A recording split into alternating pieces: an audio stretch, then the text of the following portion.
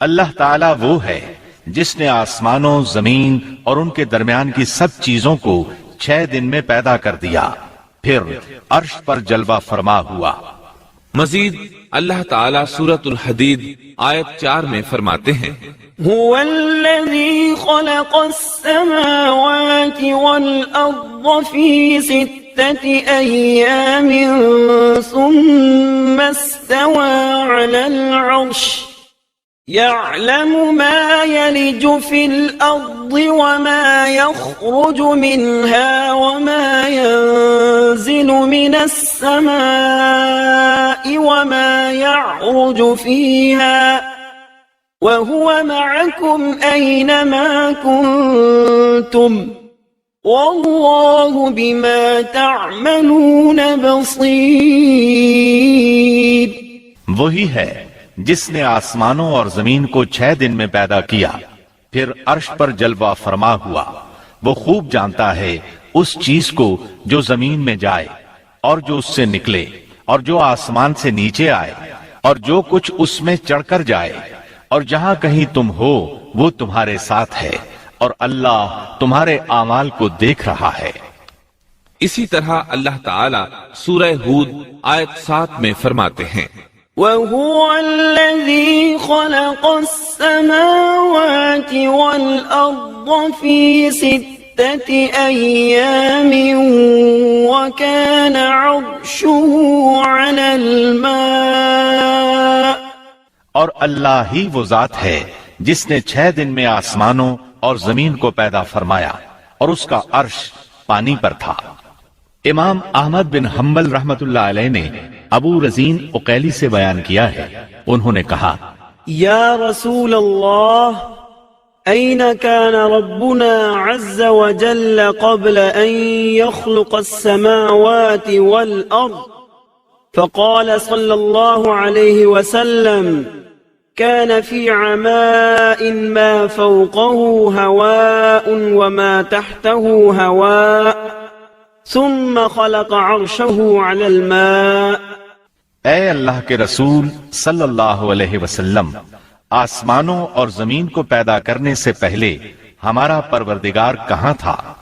آپ نے فرمایا عما میں تھا، یعنی اللہ کے سوا کچھ بھی نہ تھا، نہ اس کے اوپر ہوا تھی اور نہ اس کے نیچے ہوا تھی، مطلب یہ کہ کچھ نہ تھا، پھر اس نے پانی پر اپنا عرش پیدا کیا۔ گویا یہ تھی مخلوق کی ابتدا۔ امام احمد، امام ترمذی، امام ابو داود اور بہت سے دوسرے محدثین رحمہم اللہ نے سیدنا عبادہ بن صامت رضی اللہ عنہ کی روایت بیان کی ہے۔ وہ کہتے ہیں، سمعت رسول اللہ صلی اللہ علیہ وسلم يقول ان اول ما خلق اللہ تبارک وتعالى القلم ثم قال له اكتب فجرى في تلك الساعة بما هو كائن إلى يوم القيامة۔ میں نے رسول اکرم صلی اللہ علیہ وسلم کو فرماتے ہوئے سنا، آپ فرما رہے تھے، بلا شبہ اللہ نے سب سے پہلے قلم کو پیدا کیا، پھر اللہ نے اس کو حکم دیا لکھ، چنانچہ وہ اسی وقت چل پڑا اور قیامت کے دن تک ہونے والی ہر چیز لکھ دی۔ یہ اللہ تعالیٰ کا علم تھا جس کو قلم نے اس کے حکم کے مطابق لوح محفوظ پر لکھا۔ امام مسلم رحمت اللہ علیہ نے سیدنا عبداللہ بن عمرو بن عاص رضی اللہ عنہما کی روایت بیان کی ہے، اس میں سب سے پہلی چیز کے بارے میں وضاحت کی ہے، اور جمہور فقہا کی رائے بھی یہی ہے۔ عبداللہ بن عمرو رضی اللہ عنہما بیان کرتے ہیں، سمعت رسول اللہ صلی اللہ علیہ وسلم يقول كتب الله مقادير الخلائق قبل أن يخلق السماوات والأرض ب50,000 سنة قال وعرشه على الماء۔ میں نے سنا آپ فرما رہے تھے، اللہ تعالیٰ نے آسمان و زمین کی پیدائش سے 50,000 سال پہلے تمام مخلوقات کی تقدیریں لکھ دیں، اور اس وقت اس کا عرش پانی پر تھا۔ اس حدیث مبارک سے واضح ہو گیا کہ سب سے پہلے پانی اور پھر پانی پر عرش پیدا کیا گیا، پھر قلم کی پیدائش ہوئی۔ اس نے تقدیر تحریر کی، پھر آسمان اور زمین کی تخلیق ہوئی، اور جس حدیث میں آیا ہے کہ ابتدا میں قلم کو پیدا کیا گیا، اس کا مطلب یہ ہے کہ اس جہان کی مخلوقات میں سب سے پہلے اس کا نمبر ہے، نہ کہ باقی تمام جہانوں کی مخلوقات میں پہلا نمبر ہے، اور اس کا تذکرہ بخاری شریف کی اس حدیث میں ہے۔ قال أهل اليمن لرسول الله صلى الله عليه وسلم جئناك لنتفقه في الدين وليسألك عن أول هذا الأمر ما كان قال كان الله ولم يكن شيء قبله وكان عرشه على الماء وكتب في الذكر كل شيء وخلق السماوات والأرض۔ یمن سے آئے ہوئے ایک وفد نے رسول اللہ صلی اللہ علیہ وسلم سے کہا، ہم آپ کے پاس دین کی سمجھ اور ابتدائے خلق کے بارے میں پوچھنے کے لیے آئے ہیں، یہ کہ سب سے پہلے کیا چیز تھی؟ آپ نے فرمایا اللہ تھا، اس سے پہلے کوئی چیز نہ تھی، اس کا عرش پانی پر تھا، پھر اس نے لوح محفوظ پر ہر چیز لکھ دی اور آسمان اور زمین کو پیدا کیا، یعنی ابتدا میں پانی پر عرش کی تخلیق ہوئی، پھر قلم کی پیدائش ہوئی، اس نے سب کچھ لکھ دیا۔ علماء کرام کا بیان ہے، قلم کے فوراً بعد لوح محفوظ کو پیدا کیا گیا، چنانچہ قلم نے لوح محفوظ میں ہر چیز لکھ دی۔ اس کے بعد کائنات کی باقی مخلوقات اور آسمان و زمین کی پیدائش معرض وجود میں آتی گئی۔ اشیاء کی پیدائش والی ترتیب میں علماء کرام کے کئی اقوال ہیں، اور ہم نے آپ کے سامنے جمہور علماء اور فقہا کی پسندیدہ اور راجح ترتیب پیش کی ہے۔ آسمان اور زمین کی مخلوقات کی ترتیب کیا ہے، اس بارے میں امام مسلم رحمت اللہ علیہ نے سیدنا ابو ہریرہ رضی اللہ عنہ کی روایت پیش کی ہے۔ وہ کہتے ہیں، أخذ رسول الله صلى الله عليه وسلم بيدي فقال خلق الله عز وجل التربة يوم السبت وخلق فيها الجبال يوم الأحد وخلق الشجر يوم الاثنين وخلق المكروه يوم الثلاثاء وخلق النور يوم الأربعاء وبث فيها الدواب يوم الخميس وخلق آدم عليه السلام بعد العصر من يوم الجمعة في آخر الخلق في آخر ساعة من ساعات الجمعة فيما بين العصر إلى الليل۔ نبی اکرم صلی اللہ علیہ وسلم نے میرا ہاتھ پکڑا اور فرمایا، اللہ تعالیٰ نے ہفتے کے دن مٹی کو پیدا کیا، اتوار کے دن زمین میں پہاڑ، پیر کے دن درخت، منگل کے دن تکالیف، مصائب، جراثیم اور بیماریاں، بدھ کے دن نور کو، جمعرات کے دن زمین میں چوپایوں کو پھیلا دیا، اور تمام مخلوقات میں جمعے کے دن کی آخری گھڑیوں یعنی عصر سے رات کے درمیان میں آدم علیہ السلام کو پیدا کیا۔ مطلب یہ کہ ابتدائے آفرینش میں جن مخلوقات کی تخلیق ہوئی ان میں سے آخری مخلوق انسان تھا۔ اس حدیث میں مختلف حالات کو نہایت وضاحت سے بیان کیا گیا ہے۔ اس سے بخوبی پتہ چل گیا کہ ابتدائی مخلوقات کی ترتیب کیا تھی۔ ان میں سے آخری نمبر آدم علیہ السلام کا تھا، جبکہ آدم علیہ السلام نسل انسانی میں سب سے پہلے اور تمام انسانوں کے باپ ہیں۔ انسانوں سے پہلے فرشتے اور جن پیدا ہو چکے تھے۔ صاحب عقل مخلوقات میں سب سے پہلا نمبر فرشتوں کا، دوسرا نمبر جنوں کا اور آخری نمبر انسانوں کا ہے۔ فرشتوں کا اصل ٹھکانہ آسمان ہے۔ اللہ تعالیٰ سورۃ الشورى آیت 5 میں فرماتے ہیں، تكاد السماوات يتفطرن من فوقهن والملائكة يسبحون بحمد ربهم ويستغفرون لمن في الأرض ألا إن الله هو الغفور الرحيم۔ قریب ہے کہ آسمان اپنے اوپر سے پھٹ پڑے اور تمام فرشتے اپنے رب کی تسبیح اور تحمید بیان کر رہے ہیں، اور زمین والوں کے لیے استغفار کر رہے ہیں۔ خبردار، اللہ تعالی معاف کرنے والا، رحمت کرنے والا ہے۔ مسلم شریف میں ہے، سیدہ عائشہ صدیقہ رضی اللہ عنہا سے روایت ہے کہ نبی اکرم صلی اللہ علیہ وسلم نے فرمایا، خلقت الملائکة من نور وخلق الجان من نار وخلق آدم مما وصف لكم۔ فرشتوں کو نور سے اور جنوں کو آگ سے پیدا کیا گیا، اور آدم کو اس چیز سے پیدا کیا گیا جو تمہارے لیے بیان کر دی گئی، یعنی مٹی سے۔ فرشتوں کی تخلیق کے بعد جنوں کو پیدا کیا گیا۔ جنوں کو بھی انسانوں سے پہلے پیدا کیا گیا تھا، جیسا کہ اللہ تعالیٰ سورۃ الحجر آیت 27 میں فرماتے ہیں، وَالْجَانَّ خَلَقْنَاهُ مِن قَبْلُ مِن نَّارِ السَّمُومِ۔ اور اس سے پہلے جنات کو ہم نے لو والی آگ سے پیدا کیا۔ جنات کے بارے میں بہت زیادہ آیات و احادیث موجود ہیں۔ اللہ تعالیٰ فرماتے ہیں، خلق الجان من مارج من نار۔ اور جنات کو آگ کے شعلے سے پیدا کیا گیا۔ مارج آگ کے بھڑکتے شعلے کے کنارے کو کہتے ہیں۔ گویا جنوں کو آگ کی جڑ سے نہیں بلکہ آگ کے شعلوں کے کنارے سے پیدا کیا گیا ہے۔ قرآن مجید میں اللہ تعالیٰ نے ابلیس شیطان کا قول نقل کیا ہے، خلقتنی من نار۔ تو نے مجھے آگ سے پیدا کیا۔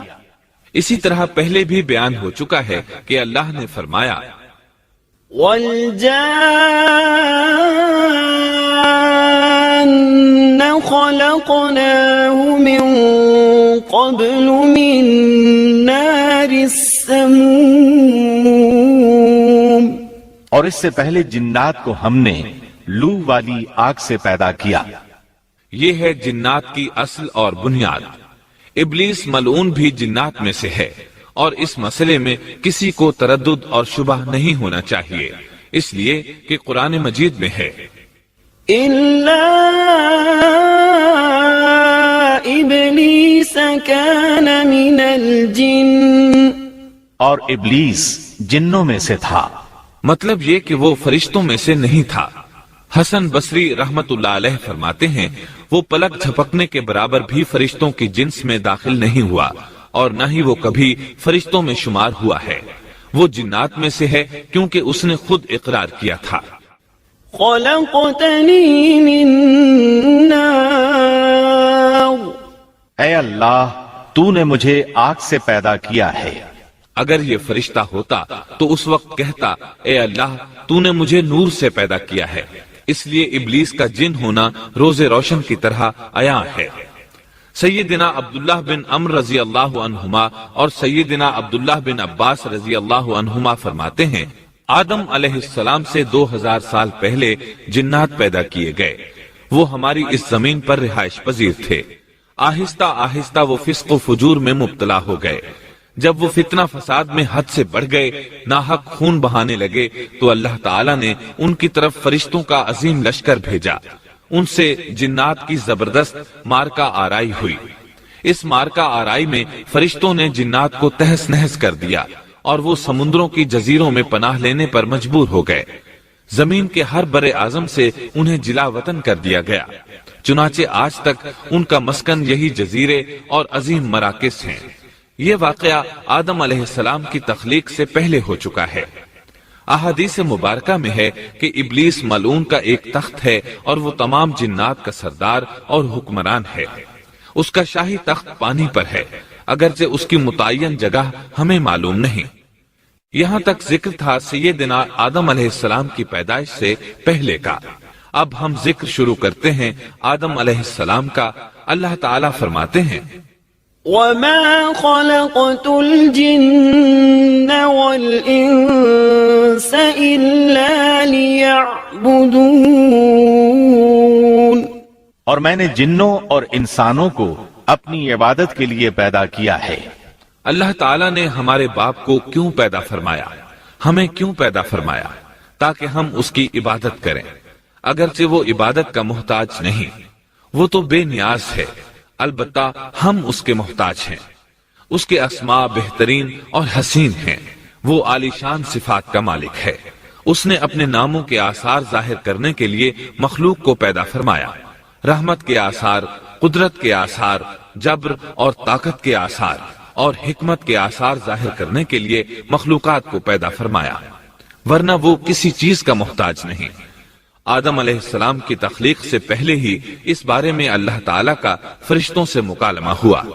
اللہ تعالیٰ نے فرمایا، وَإِذْ قَالَ رَبُّكَ لِلْمَلَائِكَةِ إِنِّي جَاعِلٌ فِي الْأَرْضِ خَلِيفَةً، اور جب تیرے رب نے فرشتوں سے کہا میں زمین میں ایک خلیفہ بنانے والا ہوں۔ خلیفہ سے مراد ہے نائب، اور یہ کہ اس کی نسل میں سے ہر ایک دوسرے کا خلیفہ ہوگا۔ جبکہ سیدنا ابو بکر صدیق رضی اللہ عنہ نبی اکرم صلی اللہ علیہ وسلم کے خلیفہ ہوئے، سو اللہ نے ایک خلیفہ بنانے کا ارادہ فرمایا جو زمین میں حکومت کرے اور اس کو آباد کرے۔ چنانچہ اللہ تعالیٰ نے فرمایا، هو أنشأكم من الأرض واستعمركم فيها، اللہ تعالیٰ نے تمہیں زمین سے پیدا کیا اور اسی نے اس زمین میں تمہیں بسایا ہے۔ اللہ تعالیٰ کا ارادہ ہوا کہ زمین کو آباد کروائے، جبکہ جن اس قابل نہیں تھے، کیونکہ ان میں اس قدر عقل و دانش نہیں تھی کہ زمین کو پر رونق اور سرسبز و شاداب رکھ سکیں۔ علماء جنات کے بارے میں کہتے ہیں ان کا سب سے بڑا عقل مند جن انسانوں کے 10 سالہ بچے کے برابر عقل رکھتا ہے، اس لیے زمین کو آباد کرنے کی صلاحیت اللہ تعالیٰ نے انسان کو بخشی۔ اللہ نے انسان کو بہترین ڈھانچے اور حسین ترین شکل و صورت سے نوازا، پھر اپنی روح اس میں پھونکی۔ فرشتوں نے اس سے سوال کیا، قالوا أتجعل فيها من يفسد فيها ويسفك الدماء ونحن نسبح بحمدك ونقدس لك قال إني أعلم ما لا تعلمون۔ ایسی مخلوق کو کیوں پیدا کرتا ہے جو زمین میں فساد کرے اور خون بہائے، اور ہم تیری تسبیح، حمد اور پاکیزگی بیان کرتے ہیں۔ اس کے جواب میں اللہ نے فرمایا، جو میں جانتا ہوں تم نہیں جانتے۔ دراصل فرشتوں نے کسی طرح معلوم کر لیا تھا کہ آدم کی اولاد زمین میں فساد کرے گی، خون ریزی کرے گی، لیکن انہوں نے یہ بات اعتراض کے طور پر نہیں کہی تھی، کیونکہ ایسا اعتراض تو گناہ ہے، اور فرشتے پلک جھپکنے کے برابر اللہ کی معصیت اور نافرمانی نہیں کرتے، جیسا کہ ارشاد ہوتا ہے، بل عباد مکرمون لا يسبقونه بالقول وهم بأمره يعملون، بلکہ وہ تو نہایت معزز عبادت گزار ہیں، کسی بات میں اللہ پر پیش دستی اور سبقت نہیں کرتے اور اس کے حکم پر عمل کرتے ہیں۔ اسی طرح ارشاد ہوتا ہے، لا يعصون الله ما أمرهم ويفعلون ما يؤمرون، اللہ کے حکم کی نافرمانی نہیں کرتے بلکہ جو حکم دیا جائے بجا لاتے ہیں۔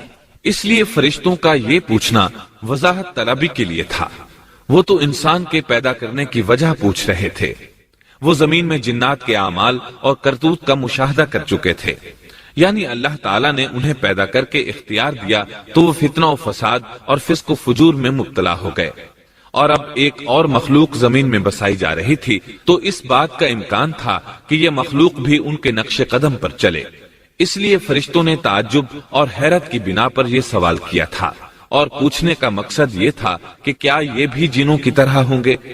اس طرح انہیں یہ خدشہ لاحق ہوا کہ شاید ان سے اللہ کی عبادت میں کوتاہی یا کمی واقع ہوئی ہے، جس کی وجہ سے اللہ کو نئی مخلوق پیدا کرنا پڑی۔ اس لیے ان کی بات میں یہ بھی تھا کہ ہم تیری حمد اور ثنا بیان کرتے ہیں۔ بہرحال ان کے سوال کے دو مقصد تھے۔ کیا یہ جنوں کی طرح فساد کرنے والی قوم ہے؟ کیا ہم سے تیری عبادت میں کوتاہی ہوئی ہے؟ اس پر اللہ تعالیٰ نے فرمایا، جو میں جانتا ہوں وہ تم نہیں جانتے۔ اس موقع پر فرشتوں کے ذہنوں میں ایک اور بات بھی آئی۔ وہ آپس میں کہنے لگے کہ اللہ تعالیٰ جو بھی مخلوق پیدا کرے گا وہ ہم سے زیادہ معزز اور عالم نہیں ہو سکتی۔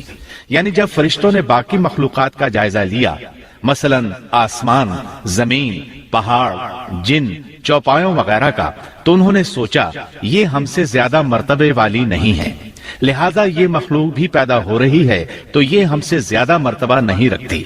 یہ ہمارا خاص مقام ہے کہ اللہ کی تسبیح میں مصروف ہیں، کفر سے محفوظ ہیں، ہر حکم بجا لاتے ہیں، اللہ کے تمام احکامات پورے کرتے ہیں، آسمان اور زمین میں اس کا حکم نافذ کرتے ہیں، اور اللہ کے نزدیک ہم سب سے زیادہ شرف والے ہیں۔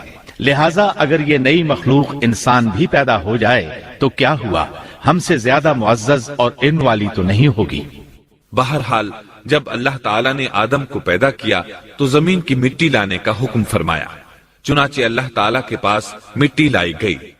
امام ترمذی، ابن حبان اور امام احمد رحمت اللہ علیہ نے ایک حدیث بیان کی ہے جس کے الفاظ کچھ یوں ہیں: إن الله تعالى خلق آدم من قبضة قبضها من جميع الأرض فجاء بنو آدم على قدر الأرض فجاء منهم الأحمر والأبيض والأسود وبين ذلك والسهل والحزن والخبيث والطيب۔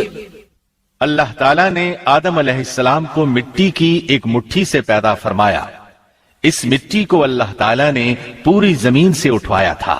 یہی وجہ ہے کہ آدم کی اولاد زمین کے لحاظ سے ہی ظہور پذیر ہوئی۔ بعض سرخ رنگ کے ہیں تو بعض سیاہ اور بعض سفید، اور کچھ اس کے درمیان میں ہیں۔ بعض نیک ہیں، بعض خبیث، اور کچھ پاکیزہ قسم کے ہیں۔ انسان کی تخلیق مٹی سے شروع ہوئی، اس مٹی کو پانی سے تر کیا گیا تو یہ تین بن گئی۔ اسی وجہ سے قرآن مجید کی بعض آیات میں تراب کا لفظ آیا ہے۔ تراب خشک مٹی کو کہتے ہیں، اور بعض آیات میں تین کا لفظ آیا ہے۔ تین تر اور بھیگی مٹی کو کہتے ہیں۔ اللہ تعالیٰ فرماتے ہیں خلقہ من تراب، یعنی آدم کو تراب سے پیدا کیا گیا۔ مٹی کی عام حالت کو تراب کہتے ہیں، اور فرمایا إذ قال ربك للملائكة إني خالق بشرا من طين۔ جب آپ کے رب نے فرشتوں سے کہا کہ میں مٹی سے بشر کو پیدا کرنے والا ہوں۔ جب اس مٹی کو پانی سے زیادہ بھگویا گیا تو وہ لیسدار ہونا شروع ہو گئی، اسی لیے اللہ تعالیٰ نے فرمایا إنا خلقناهم من طين لازب۔ ہم نے انسان کو لیسدار اور چپکنے والی مٹی سے پیدا کیا۔ پھر اللہ تعالیٰ نے اپنے مبارک ہاتھوں سے انسان کا ڈھانچہ تیار کیا۔ اللہ نے فرمایا خلقت بيدي، میں نے اپنے دونوں ہاتھوں سے پیدا کیا۔ اللہ تعالیٰ نے انسان کی خلقت فرشتوں کے سپرد نہ کی، بلکہ بذات خود اسے تخلیق کے مراحل سے گزارا اور اپنے ہاتھوں سے اس کی تصویر کشی کی۔ اللہ نے انسان کو پہلے ایک مورتی کی صورت میں ڈھالا، اس کے بعد ایک مقررہ مدت تک چھوڑے رکھا، یہاں تک کہ گیلی مٹی خشک ہو گئی اور اس کا رنگ سیاہ ہو گیا، بدبو آنے لگی۔ پھر وہ کھنکھناتی مٹی میں بدل گئی اور آخرکار آگ پر پکی ہوئی مٹی یعنی فخار ٹھیکری کی صورت اختیار کر گئی، جس سے مٹکے وغیرہ تیار کیے جاتے ہیں۔ سیاہ مٹی کو ہما ان کہتے ہیں اور بدبودار کو مسنون کہتے ہیں، اور کھنکھنا کر بولنے والی مٹی کو سلسال کہتے ہیں، اور ٹھیکری کی طرح کی مٹی کو الفخار کہتے ہیں۔ مختلف آیات میں یہ الفاظ وارد ہوئے ہیں۔ وَلَقَدْ خَلَقْنَاكُمْ ثُمَّ صَوَّرْنَاكُمْ ہم نے تمہیں پیدا کیا اور پھر ہم ہی نے تمہاری صورت بنائی۔ اور فرمایا وَلَقَدْ خَلَقْنَا الْإِنسَانَ مِنْ صَلْصَالٍ مِنْ حَمَإٍ مَسْنُونٍ اور یقیناً ہم نے انسان کو کھنکھناتی خشک مٹی سے پیدا کیا جو کہ بدبودار اور سیاہ گارے سے خشک ہوئی تھی۔ اور فرمایا خلق الإنسان من صلصال كالفخار اللہ نے انسان کو کھنکھناتی مٹی سے پیدا کیا جو کہ ٹھیکری کی طرح تھی۔ ان تمام آیات کریمہ میں کوئی تناقض، تعارض اور اختلاف نہیں، اس لیے کہ ان مختلف آیات میں انسان کو اس کی تخلیق کے مختلف مراحل کی یاد دہانی کرائی گئی ہے۔ خلاصہ کلام یہ ہوا کہ تخلیق کے عمل کا پہلا مرحلہ تراب تھا، یعنی عام حالت والی خشک مٹی، پھر تین یعنی بھگوئی ہوئی مٹی، پھر لیسدار مٹی یعنی سلسال، پھر ٹھیکری کی طرح کی مٹی یعنی فخار، اور یہ کام جمعے کی آخری گھڑی میں کیا گیا۔ اور یہ دن اللہ کے لحاظ سے شمار ہونے والے دنوں میں سے ہمارے دنوں کی طرح نہ تھا، ہمارے اور اللہ کے دن مختلف ہیں۔ تخلیق آدم دراصل اللہ کا کرشمہ ہے، انسانوں کو ایک صورت عطا کی گئی۔ اس مرحلے کا تذکرہ بخاری اور مسند احمد کی ایک روایت میں ہے۔ خلق اللہ آدم وطوله 60 ذراعا فكل من يدخل الجنة على صورة آدم فلم يزل الخلق ينقص حتى الآن۔ اللہ نے آدم کو پیدا کیا اور ان کا قد 60 ہاتھ یا 60 میٹر لمبا تھا۔ تمام جنتی لوگ اس قد آدم کے ساتھ جنت میں داخل ہوں گے، اور اس وقت سے لے کر آج تک مخلوق کا قد کم ہوتا چلا آ رہا ہے۔ بعد والے لوگ گزشتہ زمانے کے لوگوں سے ہمیشہ چھوٹے قد کے ہوتے چلے آ رہے ہیں۔ بہرحال سب سے پہلے اور سب سے لمبے انسان آدم علیہ السلام تھے۔ امام احمد نے منفرد طور پر ایک روایت بیان کی ہے، اس میں رسول اکرم صلی اللہ علیہ وسلم نے آدم علیہ السلام کی لمبائی 60 ہاتھ یعنی 60 میٹر اور چوڑائی 7 ہاتھ بیان فرمائی ہے۔ سبحان اللہ! سیدنا آدم کس قدر ضخیم اور عظیم مخلوق تھے۔ صحیح مسلم اور مسند احمد کی روایت میں ہے، لما خلق الله آدم تركه ما شاء أن يدع فجعل إبليس يطيف به ينظر إليه فلما رآه أجوف عرف أنه خلق لا يتمالك۔ اللہ نے آدم کو پیدا کیا تو اسے اپنی منشا کے مطابق کچھ عرصہ ڈھانچے کی صورت میں چھوڑے رکھا۔ ابلیس اس کے ارد گرد چکر لگانے لگا۔ اس نے دیکھا کہ وہ پیٹ والا ہے۔ وہ سمجھ گیا کہ یہ مخلوق اپنے آپ پر کنٹرول نہیں کر سکے گی۔ اس حدیث سے معلوم ہوتا ہے کہ انسانوں کی طرح جنات کا پیٹ نہیں ہے، صرف انسان ایسا ہے جس کا اندر والا حصہ کھوکھلا ہے۔ بہرحال اللہ نے انسان کو اس شکل و صورت میں پیدا فرمایا۔ احادیث مبارکہ میں آدم علیہ السلام اور ابلیس ملعون کا قصہ تفصیل سے بھی موجود ہے اور مختصر بھی۔ مثلا تفسیر تبری میں سیدنا عبداللہ بن عباس رضی اللہ عنہما سے روایت ہے، اللہ تعالیٰ نے آدم علیہ السلام کی مٹی کا حکم دیا، مٹی لائی گئی۔ اللہ تعالیٰ نے آدم علیہ السلام کو لیسدار اور بدبودار سیاہ مٹی سے پیدا فرمایا، اور یہ کام اللہ نے اپنے مبارک ہاتھوں سے کیا۔ آدم 40 راتیں مجسمے کی صورت میں پڑے رہے، جسم موجود تھا لیکن روح نہیں تھی، इब्लीस आता, इस ढांचे को ठोकर लगाता तो जिस्म से ऐसी आवाज निकलती जैसे खाली मटके पर हाथ मारने से निकलती है। इसीलिए अल्लाह ने भी फरमाया है कि वो खनखनाती मिट्टी से पैदा किए गए। आदम अलैहिस्सलाम में रूह डालने से पहले एक मर्तबा फरिश्तों का उनके पास से गुजर हुआ तो वो कुछ घबरा से गए। इब्लीस को तो बहुत ज्यादा घबराहट का सामना करना पड़ा। वो गुजरते हुए ठोकर मारता और कहता, तुझे किसी खास मकसद के लिए पैदा किया गया है। ये कहकर वो आदम के मुंह में दाखिल हो जाता और कमर के रास्ते बाहर आ जाता और फरिश्तों से मुखातिब होकर कहता, इससे घबराने की कोई जरूरत नहीं। अगर मुझे इस पर मुसल्लत कर दिया गया तो मैं यकीनन इसे हलाकत में डाल दूंगा, और अगर इसे मुझ पर मुसल्लत कर दिया गया तो बिलाशुबा मैं इसकी नाफरमानी करूंगा। अंदाजा कीजिए वो ताज्जुब कर रहा है कि उन्हें क्यों पैदा किया गया है। उसकी आदम अलैहिस्सलाम से दुश्मनी किस कदर पुरानी है, गोया इब्तिदा ही से ये अदावत पर डट गया था। बहरहाल अल्लाह ने आदम में रूह फूंकी। इस मजमून को कुरान मजीद में जा बजा जिक्र किया गया है। अल्लाह ताला फरमाते हैं, فإذا سويته ونفخت فيه من روحي فقعوا له ساجدين। जब मैं इसको ठीक ठाक कर लूं और इसमें अपनी रूह फूंक दूं तो तुम सब इसके सामने सजदे में गिर पड़ना। एक और जगह फरमाया, إن مثل عيسى عند الله كمثل آدم خلقه من تراب ثم قال له كن فيكون۔ अल्लाह ताला के नजदीक ईसा अलैहिस्सलाम की मिसाल हू बहू आदम अलैहिस्सलाम की मिसाल है।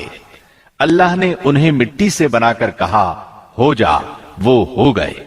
अल्लाह ने आदम अलैहिस्सलाम को मिट्टी से पैदा किया, अपने हाथों से बनाया, फिर उसमें रूह फूंकी। इसका मुफस्सल बयान अहादीस में मौजूद है। जब उनमें रूह फूंकी गई और इब्तिदा में रूह जैसे ही सर के अंदर दाखिल हुई, आदम अलैहिस्सलाम को छींक आ गई। फरिश्तों ने आदम अलैहिस्सलाम से कहा, अल्हम्दुलिल्लाह कहिए। उन्होंने कह दिया। अल्लाह की इस तारीफ के जवाब में अल्लाह ताला ने फरमाया, रहमा का रब्बुक, यानी तुझ पर तेरा रब रहम फरमाए। सुभान अल्लाह। अल्लाह जुल जलाल वल इकराम ने आदम अलैहिस्सलाम में रूह मुकम्मल होने से पहले ही उन्हें अपनी रहमत से सरफराज फरमा दिया। बहरहाल जब रूह उनकी आंखों में दाखिल हुई और उन्होंने जन्नत के फलों को देखा तो उनमें गौर फिक्र करने लगे।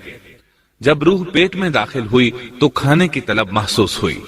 अभी रूह टांगों तक पहुंची नहीं और खाने की ख्वाहिश पहले ही महसूस होने लगी।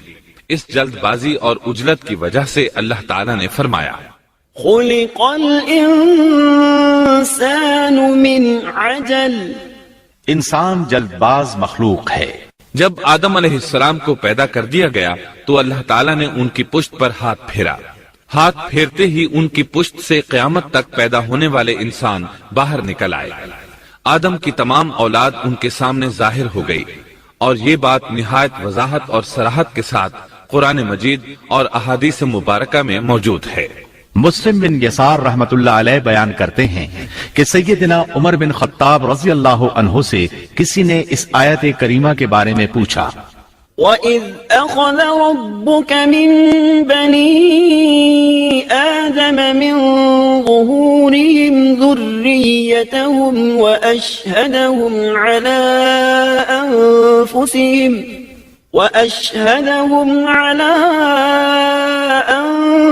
أَنفُسِهِمْ أَلَسْتُ بِرَبِّكُمْ قَالُوا بَلَى شهدنا أن تقولوا يوم القيامة إنا كنا عن هذا غافلين۔ और जब आपके रब ने औलाद आदम की पुश्त से उनकी औलाद को निकाला और उनसे उन्हीं के बारे में इकरार लिया कि क्या मैं तुम्हारा रब नहीं, सब ने जवाब दिया, हाँ क्यों नहीं, हम सब गवाह बनते हैं, ताकि तुम लोग क़यामत के रोज यूं न कहो हम तो इससे महज बेखबर थे। औ तक़ूलू इन्नमा أشرك آباؤنا من قبل وكنا ذرية من بعدهم أفتهلكنا بما فعل المبطلون. یا یوں کہو کہ پہلے پہلے شرک تو ہمارے بڑوں نے کیا اور ہم ان کے بعد ان کی نسل میں ہوئے، لہٰذا کیا تو ان غلط راہ والوں کے فعل پر ہمیں ہلاکت میں ڈالے گا؟ سیدنا عمر رضی اللہ عنہ نے اس شخص کے سوال کے جواب میں فرمایا، میں نے سنا ہے کہ رسول اللہ صلی اللہ علیہ وسلم فرما رہے تھے، إن الله خلق آدم ثم مسح ظهره بيمينه فاستخرج منه ذرية فقال خلقت هؤلاء للجنة وبعمل أهل الجنة يعملون ثم مسح ظهره فاستخرج منه ذرية فقال خلقت هؤلاء للنار وبعمل أهل النار يعملون فقال الرجل ففيما العمل يا رسول الله؟ فقال رسول الله صلى الله عليه وسلم إن الله إذا خلق العبد للجنة استعمله بعمل أهل الجنة حتى يموت على عمل من أعمال أهل الجنة فيدخله الله الجنة وإذا خلق العبد للنار استعمله بعمل أهل النار حتى يموت على عمل من أعمال أهل النار فيدخله الله النار. اللہ نے آدم علیہ السلام کو پیدا کیا، پھر اپنے دائیں ہاتھ کو اس کی پشت پر پھیرا اور اس سے نسل انسانی کو باہر نکالا اور ان کی طرف اشارہ کر کے فرمایا، میں نے انہیں جنت کے لیے پیدا کیا ہے اور یہ جنت والوں کے اعمال کریں گے. پھر اپنے ہاتھ کو دوبارہ آدم علیہ السلام کی پشت پر پھیرا اور اس سے نسل انسانی کو باہر نکالا اور ان کی طرف اشارہ کر کے فرمایا، میں نے انہیں آگ کے لیے پیدا کیا ہے اور یہ آگ والوں کے اعمال کریں گے. اس پر ایک شخص نے نبی اکرم صلی اللہ علیہ وسلم سے سوال کیا، اے اللہ کے رسول صلی اللہ علیہ وسلم، تو پھر ہمارے اعمال کس حساب میں شمار ہوں گے؟ آپ نے جواب میں فرمایا، اللہ تعالیٰ جب کسی بندے کو جنت کے لیے پیدا کرتا ہے تو اس سے جنت والوں کے کام کرواتا ہے، حتیٰ کہ جنت والے اعمال میں سے ہی کسی عمل پر اس کا موت سے سامنا ہوتا ہے. اس وجہ سے اللہ اسے جنت میں داخل کرتا ہے، اور جب اللہ کسی بندے کو آگ کے لیے پیدا کرتا ہے تو اسے آگ والے اعمال پر لگا دیتا ہے، یہاں تک کہ وہ آگ والے اعمال میں سے کسی عمل پر مرتا ہے. اس کی وجہ سے اللہ اسے آگ میں داخل کر دیتا ہے.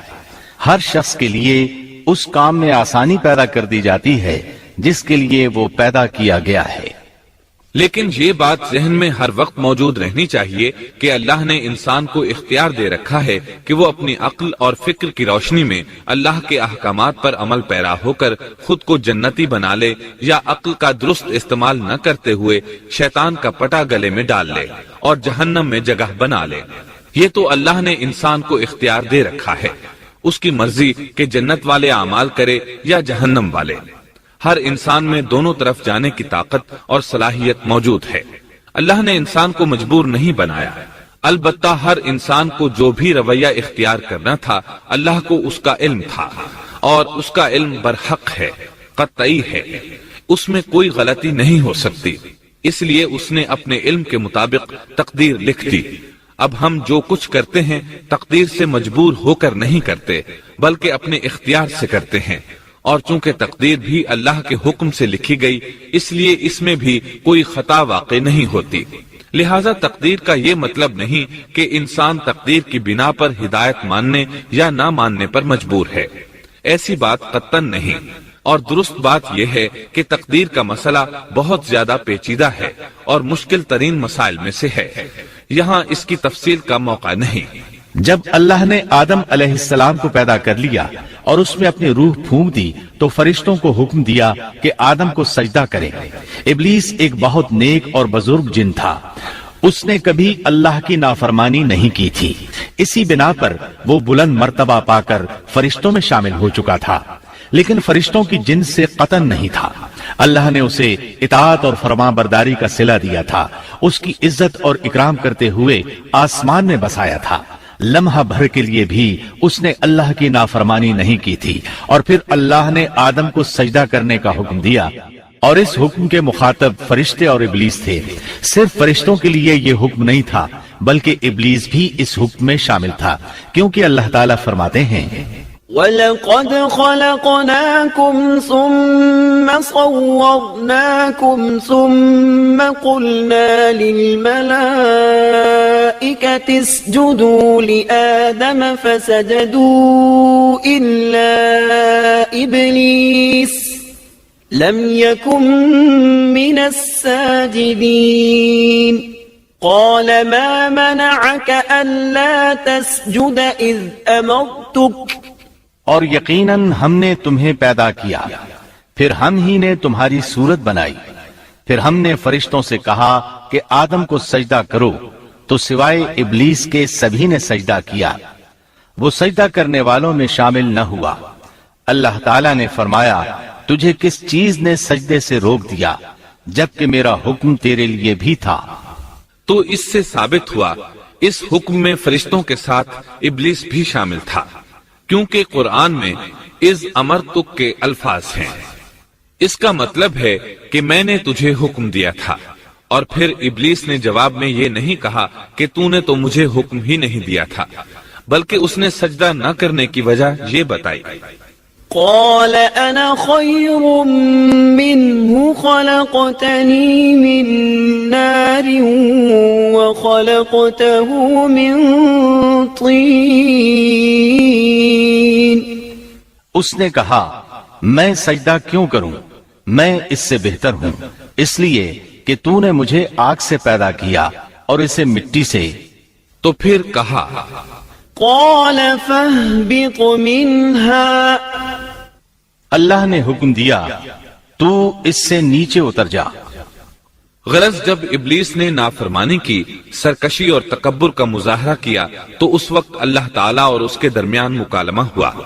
اللہ نے اس کی سرکشی دیکھ کر اسے سزا دیتے ہوئے فرمایا، قال فاهبط منها فما يكون لك أن تتكبر فيها فاخرج إنك من الصاغرين قال أنظرني إلى يوم يبعثون قال إنك من المنظرين قال فبما أغويتني لأقعدن لهم صراطك المستقيم ثم لآتينهم من بين أيديهم ومن خلفهم وعن أيمانهم وعن شمائلهم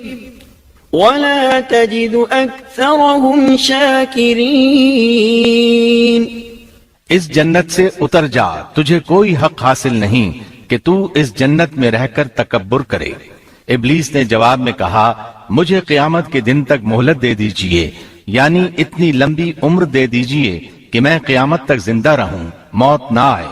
اللہ نے فرمایا، تجھے مہلت دے دی گئی، لیکن ایک وقت مقررہ تک۔ اور جب شیطان اس طرف سے مطمئن ہو گیا کہ اسے مہلت مل گئی، تب اس نے کہا، چونکہ تو نے مجھے گمراہ کر دیا ہے، اس وجہ سے میں قسم کھاتا ہوں کہ میں انسانوں کی گمراہی کے لیے تیرے سیدھے راستے پر بیٹھ جاؤں گا، پھر ان کے آگے سے، ان کے پیچھے سے، ان کے دائیں سے، ان کے بائیں سے، ان کے پاس آؤں گا، اور آپ ان میں سے اکثر لوگوں کو شکر گزار نہیں پائیں گے۔ اللہ تعالیٰ نے شیطان کا رد کرتے ہوئے فرمایا، یہاں سے ذلیل و خوار ہو کر نکل جا، ان میں سے جو شخص بھی تیرا حکم مانے گا میں ایسے تمام گمراہوں سے جہنم کو بھر دوں گا۔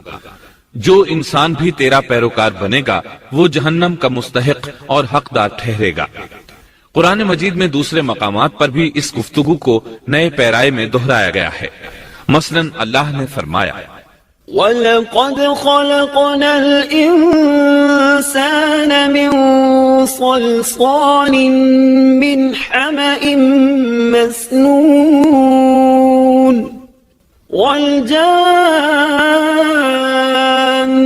خَلَقْنَاهُ مِنْ قَبْلُ مِنْ نَارِ السَّمُومِ وَإِذْ قَالَ رَبُّكَ لِلْمَلَائِكَةِ إِنِّي خَالِقٌ بَشَرًا مِنْ صَلْصَالٍ مِنْ حَمَإٍ مَسْنُونٍ فَإِذَا سَوَّيْتُهُ وَنَفَخْتُ فِيهِ مِنْ رُوحِي فَقَعُوا لَهُ سَاجِدِينَ فسجد الملائكة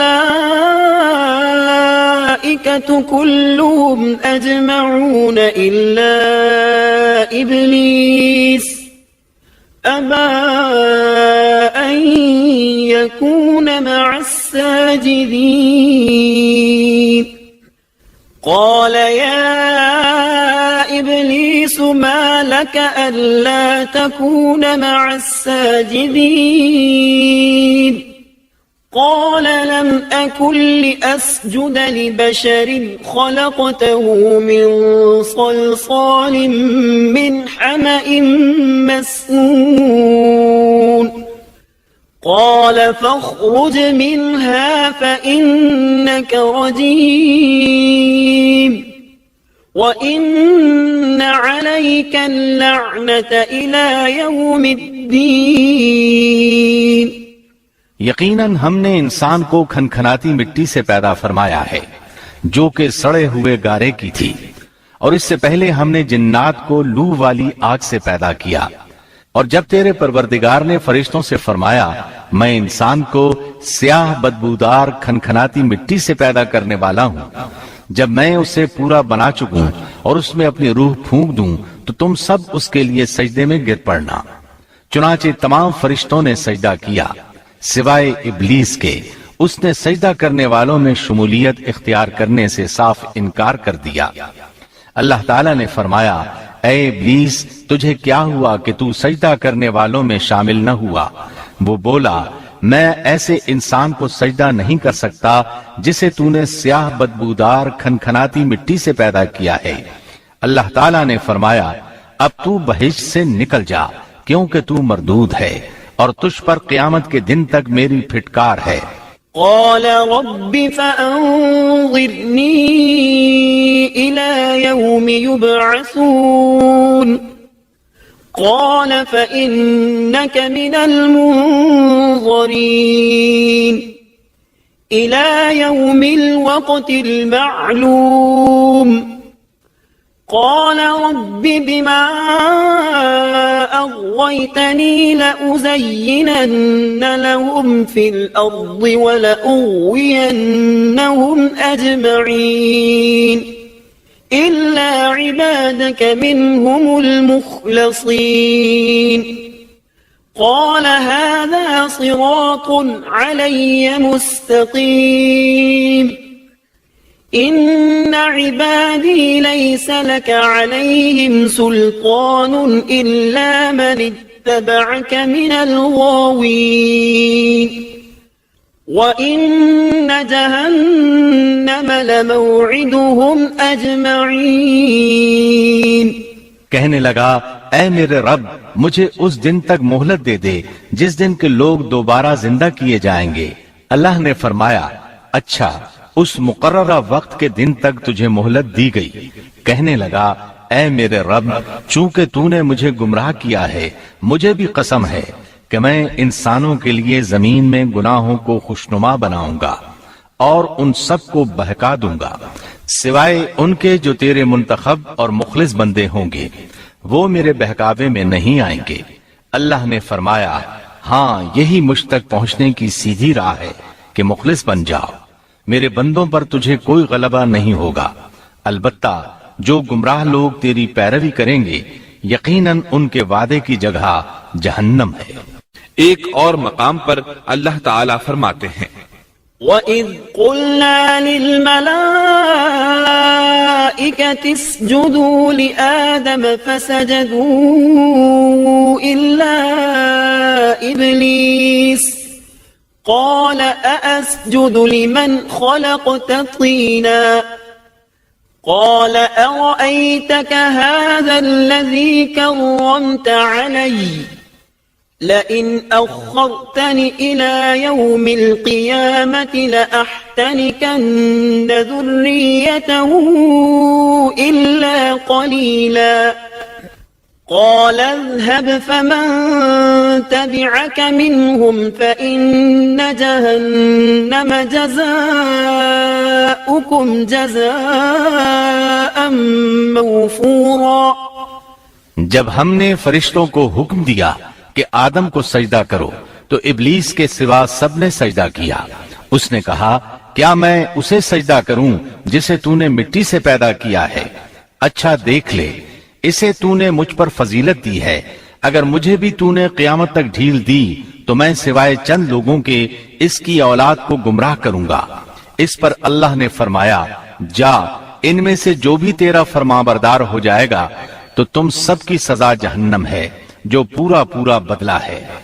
واستفزز من استطعت منهم بصوتك وأجلب عليهم بخيلك ورجلك وشاركهم في الأموال والأولاد وعدهم وما يعدهم الشيطان إلا غرورا إن عبادي ليس لك عليهم سلطان وكفى بربك وكيلا۔ ان میں سے تو جسے بھی اپنی آواز کے ساتھ بہکا سکتا ہے بہکا لے، اور ان پر اپنے سوار اور پیادے چڑھا لا، یعنی اپنے گھڑ سوار لشکر اور پیدل لشکر کو چڑھا کر لے آ، اور اپنا ہر داؤ، ہر ترکیب اور ہر اسلحہ استعمال کر لے، اور ان کے مالوں اور اولاد میں بھی شرکت کر لے، اور تو انہیں دل بہلانے والے وعدے دے لے، یعنی ان کے برے اعمال بنا سنوار کر انہیں دکھا اور غلط خواہشات دلا، جنت، دوزخ اور دوبارہ زندہ نہ ہونے کے وعدے دے، اور ان سے شیطان کے جتنے بھی وعدے ہوتے ہیں سب کے سب سراسر فریب ہیں۔ یقیناً میرے سچے بندوں پر تیرا کوئی قابو اور غلبہ نہیں ہوگا، تیرا رب کارسازی کرنے والا کافی ہے۔ اسی طرح بہت سی آیات میں پہلی معصیت الہی کا ذکر کیا گیا ہے۔ سب سے پہلا نافرمان ابلیس ملعون تھا۔ وہ خبیث اللہ کے سامنے تکبر اور عناد سے بھرپور جواب دیتا رہا۔ اسی وجہ سے اللہ نے اسے کافر کا لقب دیا۔ کافر اسے کہتے ہیں جو نعمت کا انکار کرے۔ اللہ نے اس پر اتنا فضل و کرم اور انعام و احسان کیا کہ بلند ترین مرتبے تک پہنچا دیا، لیکن اس نے اللہ کی اس نعمت کی قدر نہ کی، پرواہ نہ کی اور کفر کا راستہ اختیار کیا۔ اللہ تعالیٰ فرماتے ہیں إذ قال ربك للملائكة إني خالق بشرا من طين فإذا سويته ونفخت فيه من روحي فقعوا له ساجدين فسجد الملائكة كلهم أجمعون إلا إبليس استكبر وكان من الكافرين۔ جبکہ آپ کے رب نے فرشتوں سے فرمایا کہ میں مٹی سے ایک انسان کو پیدا کرنے والا ہوں، سو جب میں اسے ٹھیک ٹھاک کر لوں اور اس میں اپنی روح پھونک دوں تو تم سب اس کے سامنے سجدے میں گر پڑنا۔ چنانچہ تمام فرشتوں نے سجدہ کیا مگر ابلیس نے نہ کیا اور اس نے تکبر کیا، وہ کافروں میں سے تھا۔ سب سے پہلا گناہ تکبر تھا، اسی لیے علماء کرام فرماتے ہیں تمام گناہوں کی جڑ تکبر اور غرور ہے۔ نبی اکرم صلی اللہ علیہ وسلم نے اپنی امت کو تکبر نہ کرنے کا سختی سے حکم فرمایا، اس کی برائی، وبال اور ہلاکت سے آگاہ فرمایا۔ آپ نے فرمایا لا ينظر الله إلى من جر ثوبه خيلاء اللہ اس شخص کی طرف رحمت سے دیکھے گا بھی نہیں جس نے تکبر کی بنا پر کپڑا ٹخنوں سے نیچے لٹکایا۔ اس کے علاوہ نبی صلی اللہ علیہ وسلم نے تو مطلقاً فرما دیا، لا يدخل الجنة من كان في قلبه مثقال ذرة من كبر، وہ شخص جنت میں داخل ہونے کے قابل نہیں جس کے دل میں ذرہ برابر بھی تکبر ہے۔ جو شخص اپنے کپڑے، اپنے مکان اور اپنے قبیلے پر فخر کرتا ہے اس سے اللہ کی رحمت اٹھ جاتی ہے۔ اسی لیے نبی صلی اللہ علیہ وسلم نے جب اپنے صحابہ کرام کو دیکھا کہ مہاجر صحابی انصار صحابہ کے خلاف اور انصاری صحابی مہاجرین صحابہ کے خلاف آواز لگا رہے ہیں تو آپ نے فرمایا، دعوها فإنها منتنة، اس جاہلیت والی پکار کو چھوڑو، یہ بہت بدبودار ہے۔ برادری کی بنیاد پر لڑنا، باہم فخر کرنا برے نتائج کا ذریعہ ہے۔ گناہوں کی بنیاد بھی تکبر ہے۔ اس لیے ہر مومن کو چاہیے کہ اپنے نوکر، خادم، ملازم یا کسی بھی مسکین پر کبھی بھی فخر و غرور کا اظہار نہ کرے، کیونکہ یہی اللہ کی سب سے پہلی نافرمانی وجود میں آئی تھی۔ تکبر کا یہ ذکر ضمناً آ گیا۔ ہم پھر اپنے موضوع کی طرف لوٹتے ہیں۔ اللہ نے آدم علیہ السلام کو پیدا کیا اور انہیں عالم بنا کر ہی تخلیق کیا، یعنی جب وہ پیدا ہوئے تو جاہل نہیں تھے۔ اللہ نے آدم علیہ السلام کو فرشتوں سے بھی بڑا عالم بنا کر پیدا فرمایا۔ بے شمار احادیث میں آدم علیہ السلام کی ابتدا اور ان کے علم کا ذکر موجود ہے۔ جب اللہ نے آدم میں مکمل روح ڈال دی اور وہ اپنے پاؤں پر کھڑے ہو گئے تو اللہ نے انہیں حکم دیا، جاؤ فرشتوں کی جماعت کو السلام علیکم کہو۔ آدم اور فرشتوں کی زبان عربی تھی، یہی زبان اہل جنت کی ہے۔ آدم گئے، جا کر سلام کہا، انہوں نے جواب میں کہا وعلیکم السلام ورحمت اللہ، یعنی تجھ پر اللہ کی سلامتی اور رحمت ہو۔ اللہ نے فرمایا یہ تیرا اور تیری اولاد کا آپس میں ایک دوسرے کو تحفہ اور ہدیہ ہے۔ اللہ نے آدم علیہ السلام کو ابتدا ہی میں تمام نام سکھا دیے۔ مفسرین نے ان ناموں کے بارے میں بہت بحثیں ذکر کی ہیں۔ مضبوط موقف سیدنا عبداللہ بن عباس رضی اللہ عنہما کا ہے کہ اللہ نے آدم علیہ السلام کو ہر چیز کا نام سکھا دیا تھا، مثلا یہ پہاڑ ہے، یہ سمندر ہے، یہ پرندہ ہے، یہ درخت ہے وغیرہ۔ وہ آسمان اور زمین کی ہر چیز کا نام جانتے تھے۔ یہ علم کیسا تھا، انسان نے کس طرح ہر چیز کا نام پہچان لیا۔ یقیناً اللہ انسان میں یہ طاقت پیدا کر سکتا ہے کہ وہ ہر علم کا احاطہ کر سکے۔ اللہ نے آدم علیہ السلام کو ہر چیز کا نام اور اس کی صنعت اور کام بھی معلوم کرا دیا۔ آگ، لوہے، لکڑی، غرض ہر چیز کا نام اور استعمال ذہن میں ڈال دیا۔ وہ کس قدر عظیم علم سے بہرہ ہوئے، سبحان اللہ۔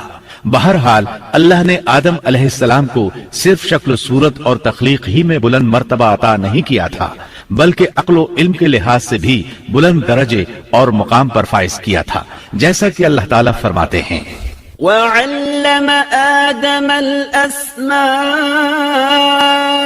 كلها ثم عرضهم على الملائكة۔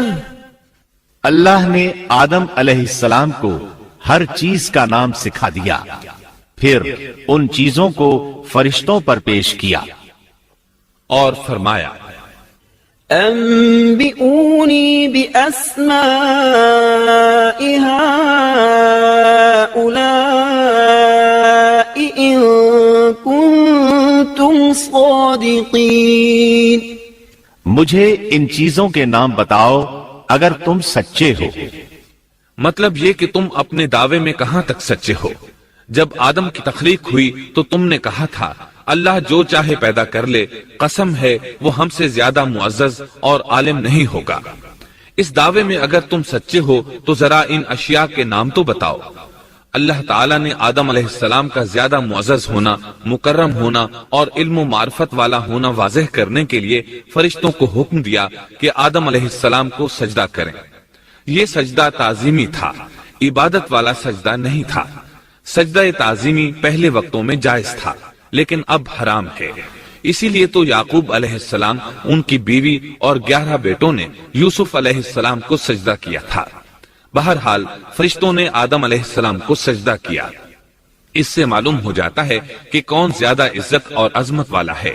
یقیناً آدم علیہ السلام زیادہ شرف اور منزلت کے حقدار ٹھہرے۔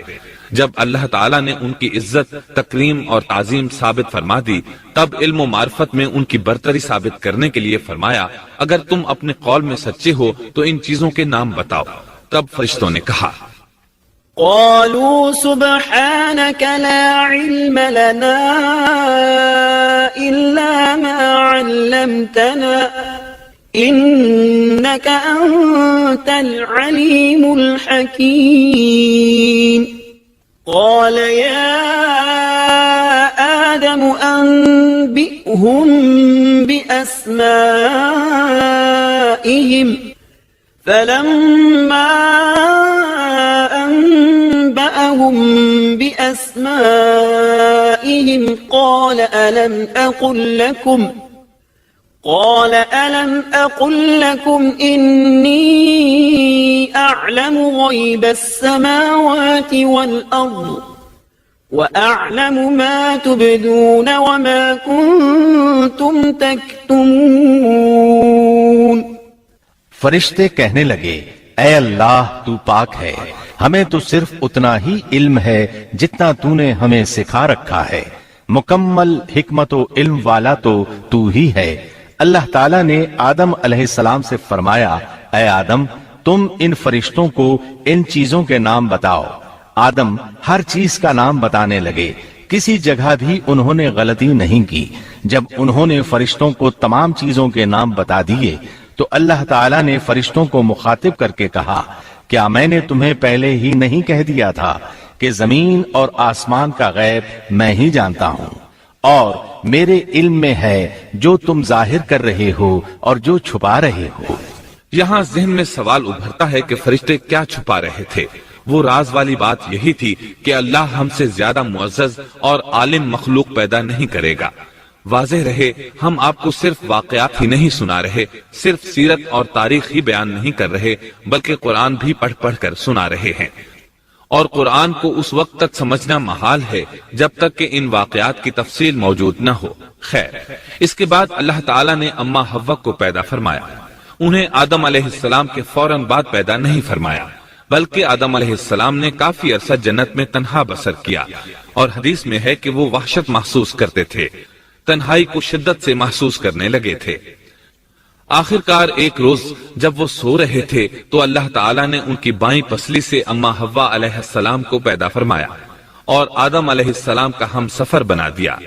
اللہ فرماتے ہیں، يا أيها الناس اتقوا ربكم الذي خلقكم من نفس واحدة وخلق منها زوجها۔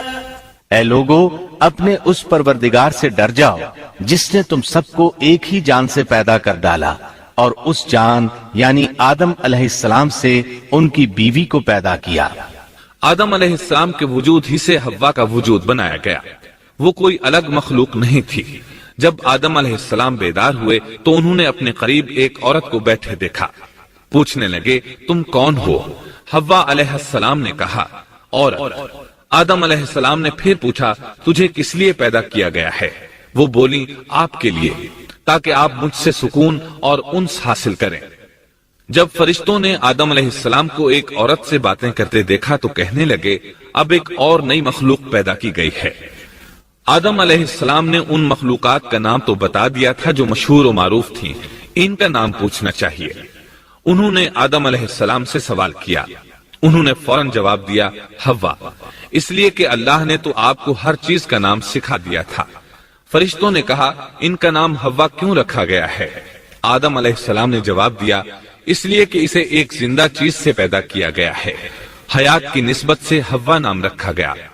مسلم شریف میں ہے، سیدنا ابو ہریرہ رضی اللہ عنہ روایت کرتے ہیں کہ رسول اللہ صلی اللہ علیہ وسلم نے فرمایا، من كان يؤمن بالله واليوم الآخر فإذا شهد أمرا فليتكلم بخير أو ليسكت واستوصوا بالنساء خيرا فإن المرأة خلقت من ضلع وإن أعوج شيء في الضلع أعلاه إن ذهبت تقيمه كسرته وإن تركته لم يزل أعوج استوصوا بالنساء خيرا. جو شخص اللہ اور آخرت کے دن پر ایمان رکھتا ہے جب وہ کسی معاملے کے لیے حاضر ہو تو بھلائی والی بات کرے یا خاموش رہے، اور عورتوں کے بارے میں بھلائی کی وصیت حاصل کر لو، یعنی ان کے ساتھ اچھا سلوک کرو، کیونکہ عورت پسلی سے پیدا کی گئی ہے اور پسلی میں زیادہ ٹیڑھا حصہ اوپر والا حصہ ہوتا ہے. اگر تم اس کو سیدھا کرنا چاہو گے تو توڑ ڈالو گے، اور اگر اس کو چھوڑ دو گے تو وہ اسی طرح ہمیشہ ٹیڑھی رہے گی. عورتوں کے بارے میں بھلائی کی وصیت حاصل کر لو. مطلب یہ کہ اسی حالت میں گزر بسر کرو، عورتوں کے بارے میں بھلائی کی وصیت حاصل کر لو. اس حدیث کا مطلب یہ ہے کہ عورتوں پر جبر کر کے زبردستی ان کی طبیعت کو بدلا نہیں جا سکتا، اور عورت ذات کو نہایت نرمی اور پیار سے رکھو. ان کی طبیعتوں میں ٹیڑھا پن ہے، وہ کبھی جذبات سے مغلوب ہو جاتی ہے اور عقل کھو بیٹھتی ہے. اگر کوئی اسے سیدھا کرنا چاہے تو اس سے لا تعلقی، دوری اور طلاق کی نوبت آ جائے گی. اگر اسے چھوڑ دو گے تو ٹیڑھا پن برقرار رہے گا. مرد کو بہت حوصلے سے اس صورتحال کو سنبھالنا چاہیے. احادیث میں سیدنا ابراہیم علیہ السلام کی زوجہ سیدہ سارہ علیہ السلام کا قصہ موجود ہے. وہ حوا علیہ السلام کے بعد کائنات کی سب سے زیادہ خوبصورت عورت تھی. احادیث سے یہ اشارہ ملتا ہے کہ حوا علیہ السلام ابتدائے انسانیت سے لے کر قیامت تک پیدا ہونے والی تمام عورتوں میں خوبصورت تھیں. اب ابلیس لگا اپنے وسوسے شروع کرنے. آدم اور حوا علیہ السلام دونوں اللہ کے حکم سے جنت میں تھے کہ شیطان نے انہیں پھسلانے کی کوشش شروع کر دی. اللہ تعالیٰ فرماتے ہیں وَقُلْنَا يَا آدَمُ اسْكُنْ أَنْتَ وَزَوْجُكَ الْجَنَّةَ وَكُلَا مِنْهَا رَغَدًا حَيْثُ شِئْتُمَا. اور ہم نے کہہ دیا اے آدم تم اور تمہاری بیوی جنت میں رہو اور جہاں سے چاہو با فراغت کھاؤ. جنت بھی کیسی، اللہ فرماتے ہیں وَجَنَّةٍ عَرْضُهَا السَّمَاوَاتُ وَالْأَرْضُ. وہ جنت کہ جس کی چوڑائی ہی آسمانوں اور زمین کے برابر ہے. سو اس جنت میں سے جو چاہو سو کھاؤ، کچھ بھی منع نہیں سوائے ایک درخت کے. چنانچہ ارشاد ہوا وَقُلْنَا يَا آدَمُ اسْكُنْ أَنْتَ وَزَوْجُكَ الْجَنَّةَ وَكُلَا مِنْهَا رَغَدًا حَيْثُ شِئْتُمَا وَلَا تَقْرَبَا هَذِهِ الشَّجَرَةَ فَتَكُونَا مِنَ الظَّالِمِينَ. اور ہم نے کہا اے آدم تم اور تمہاری بیوی جنت میں رہو، پھر جس جگہ سے چاہو با فراغت کھاؤ، اور اس درخت کے پاس مت جاؤ ورنہ ظالموں میں سے ہو جاؤ گے. ایک اور جگہ فرمایا وَإِذْ قُلْنَا لِلْمَلَائِكَةِ اسْجُدُوا لِآدَمَ فَسَجَدُوا إِلَّا إِبْلِيسَ أَبَى فَقُلْنَا يَا آدَمُ إِنَّ هَذَا عَدُوٌّ لَكَ وَلِزَوْجِكَ فَلَا يُخْرِجَنَّكُمَا مِنَ الْجَنَّةِ فَتَشْقَى إِنَّ لَكَ أَلَّا تَجُوعَ فِيهَا وَلَا تَعْرَى وَأَنَّكَ لَا تَظْمَأُ فِيهَا وَلَا تَضْحَى. اور جب ہم نے فرشتوں سے کہا کہ آدم کو سجدہ کرو تو ابلیس کے سوا سب نے سجدہ کیا. ابلیس نے انکار کیا تو ہم نے کہا اے آدم یہ تیرا اور تیری بیوی کا دشمن ہے، خیال رکھنا ایسا نہ ہو کہ وہ تم دونوں کو جنت سے نکلوا دے اور تو مصیبت میں پڑ جائے۔ یہاں تو تجھے آرام ہے، نہ تو بھوکا ہے اور نہ ننگا، اور نہ تو یہاں پیاسا ہوتا ہے، نہ دھوپ سے تکلیف اٹھاتا ہے۔ گویا اللہ نے سیدنا آدم علیہ السلام کو وسوسے سے پہلے ہی خبردار کر دیا تھا۔ ان آیات سے یہ بھی پتا چلا کہ انسان سے ابلیس کی عداوت اور دشمنی ابتدا ہی سے چلی آ رہی ہے، اور یہ بھی ثابت ہوا کہ جو لوگ کہتے ہیں کہ انسان ابتدا میں ننگا تھا ان کا قول صحیح نہیں، اس لیے کہ اللہ تعالیٰ نے جنت میں بھی آدم علیہ السلام پر لباس رکھا اور زمین میں بھی لباس نازل کر دیا، جیسا کہ اللہ تعالیٰ فرماتے ہیں يا بني آدم قد أنزلنا عليكم لباسا يواري سوآتكم وريشا ولباس التقوى ذلك خير۔ اے آدم کی اولاد، ہم نے تم پر لباس کو نازل کیا جو تمہاری شرمگاہوں کو چھپاتا ہے اور زینت کا سبب بھی ہے، اور تقوی کا لباس اس سے بھی بہتر ہے۔ لہذا آدم ابتدا میں ننگے نہیں تھے، انہیں تو ننگے پن کا علم ہی نہیں تھا، نہ ہی ان کی بیوی کو برہنہ ہونے کا علم تھا۔ اللہ نے آدم علیہ السلام کو کامل نعمتوں سے نوازا، بھوک نہ پیاس، یہاں تک کہ پیاس کے اسباب سے بھی محفوظ، نہ گرمی اور نہ دھوپ، پھر بے انتہا حسن و جمال، مشقت نہ تکلیف، بدبختی نہ بدقسمتی۔ آدم اور حوا علیہ السلام کے دلوں میں وسوسہ ڈالنے کے بارے میں بھی قرآن نے روشنی ڈالی ہے۔ فوسوس لهما الشيطان، پھر شیطان نے ان دونوں کے دلوں میں وسوسہ ڈالا۔ یہ وسوسہ اس نے ان دونوں کو طمع دلانے کی صورت میں پورا کیا، اور یہ طمع دلائی کہ اس درخت کو کھانے سے ہمیشگی اور بقا ملتی ہے اور کبھی نہ ختم ہونے والی بادشاہت حاصل ہوتی ہے، اور اس وسوسے کا مقصد یہ تھا ليبدي لهما ما وري عنهما من سوآتهما، تاکہ ان کا پردہ بدن جو ایک دوسرے سے پوشیدہ تھا دونوں کے روبرو بے پردہ کر دے۔ ان کی شرمگاہوں کو ننگا کرنے کے لیے اس نے ایسا کیا۔ وہ دونوں کپڑے میں ملبوس تھے، ستر ڈھانپ رکھا تھا۔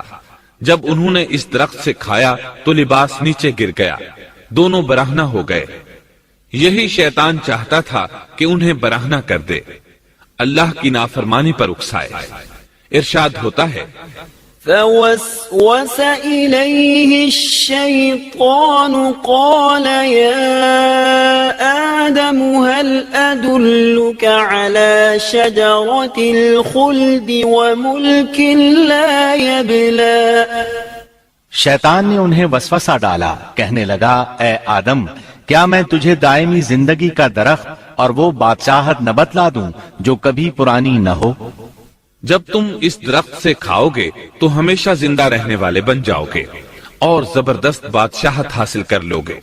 اس نے یہ تمنا بھی دلائی۔ وقال ما نهاكما ربكما عن هذه الشجرة إلا أن تكونا ملكين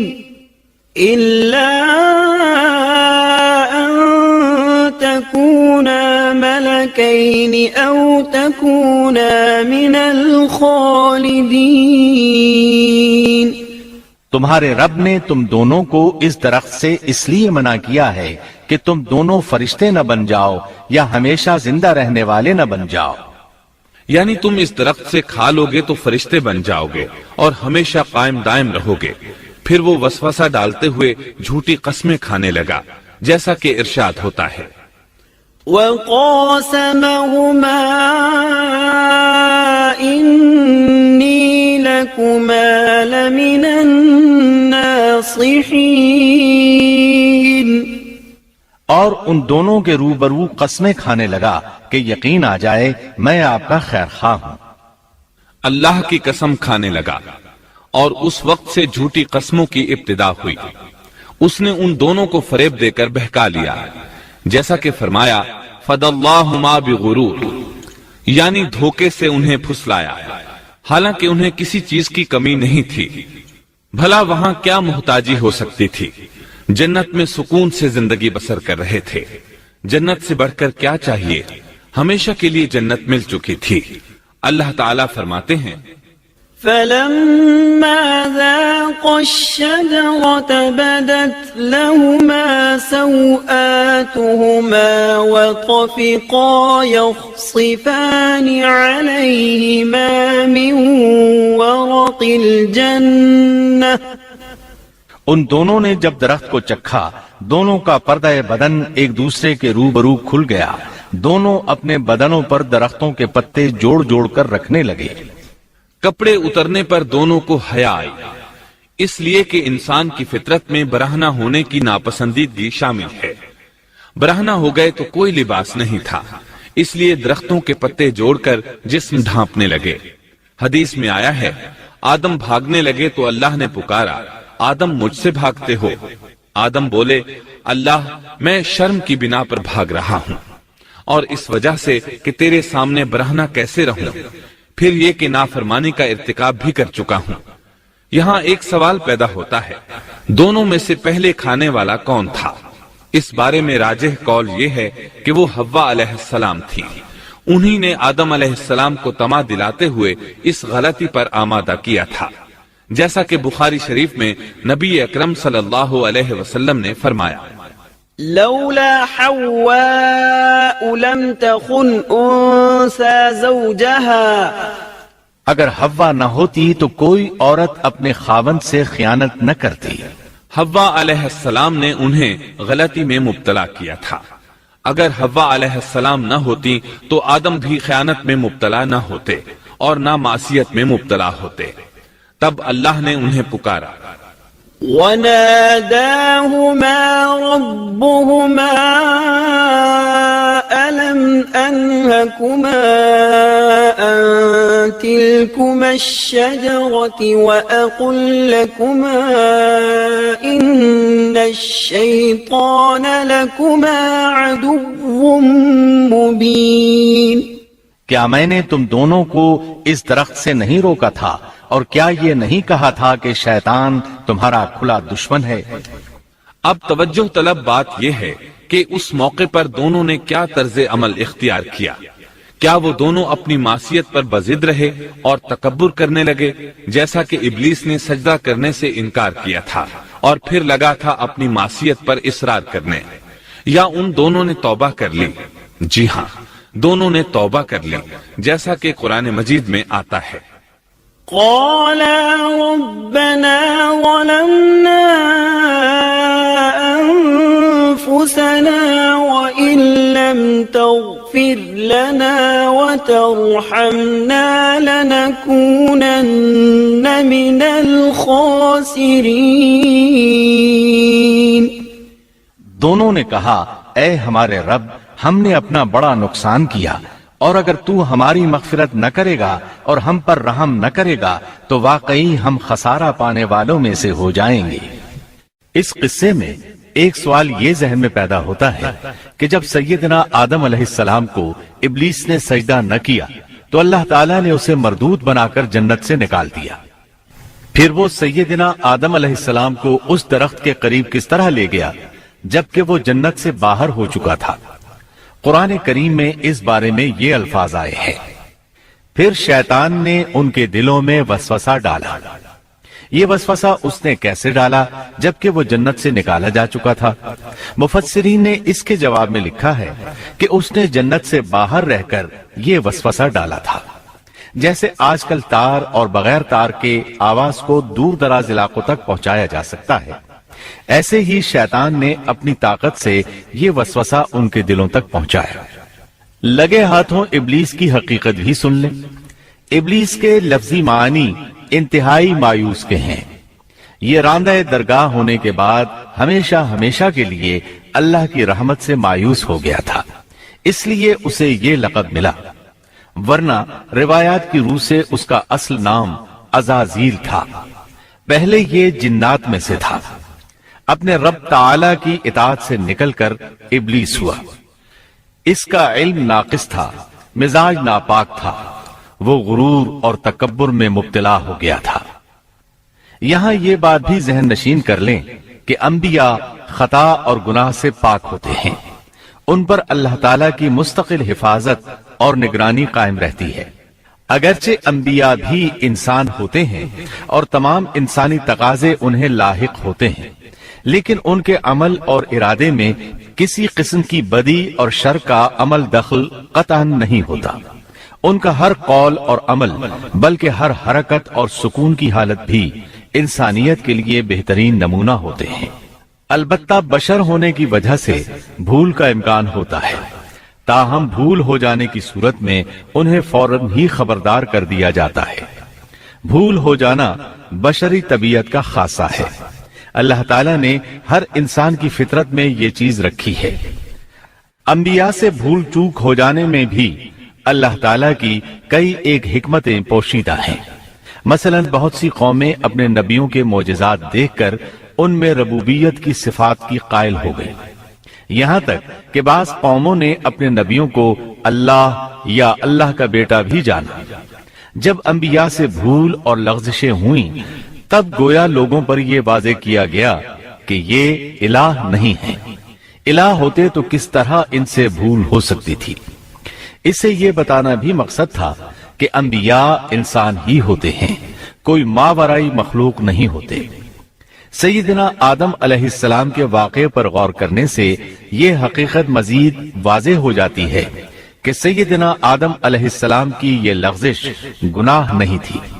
ممنوع درخت کا پھل کھاتے ہی سیدنا آدم علیہ السلام اور اماں حوا کا لباس اتر گیا تھا۔ اس لباس کے بارے میں مفسرین نے لکھا ہے کہ وہ لباس دراصل نور کا تھا، یعنی وہ جنت کا خاص لباس تھا جو صرف اسی عالم میں پہنا جا سکتا ہے۔ اللہ تعالیٰ نے اپنے فضل و کرم سے جنت میں ان کی ستر پوشی کا انتظام فرما دیا۔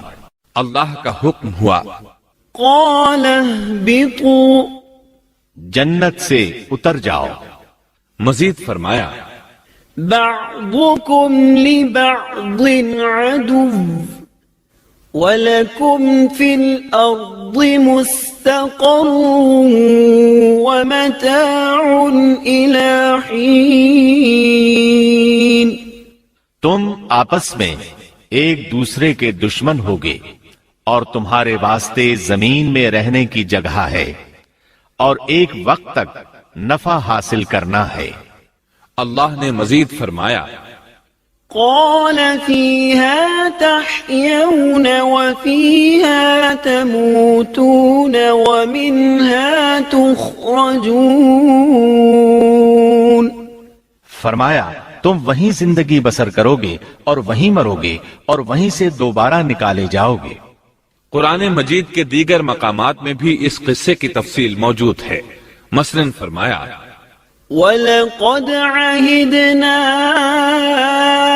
إِلَىٰ آدَمَ مِن قَبْلُ فَنَسِيَ وَلَمْ نَجِدْ لَهُ عَزْمًا۔ اور اس سے قبل ہم نے آدم سے ایک عہد لیا تھا مگر وہ بھول گئے اور ہم نے ان میں کوئی عزم نہیں پایا۔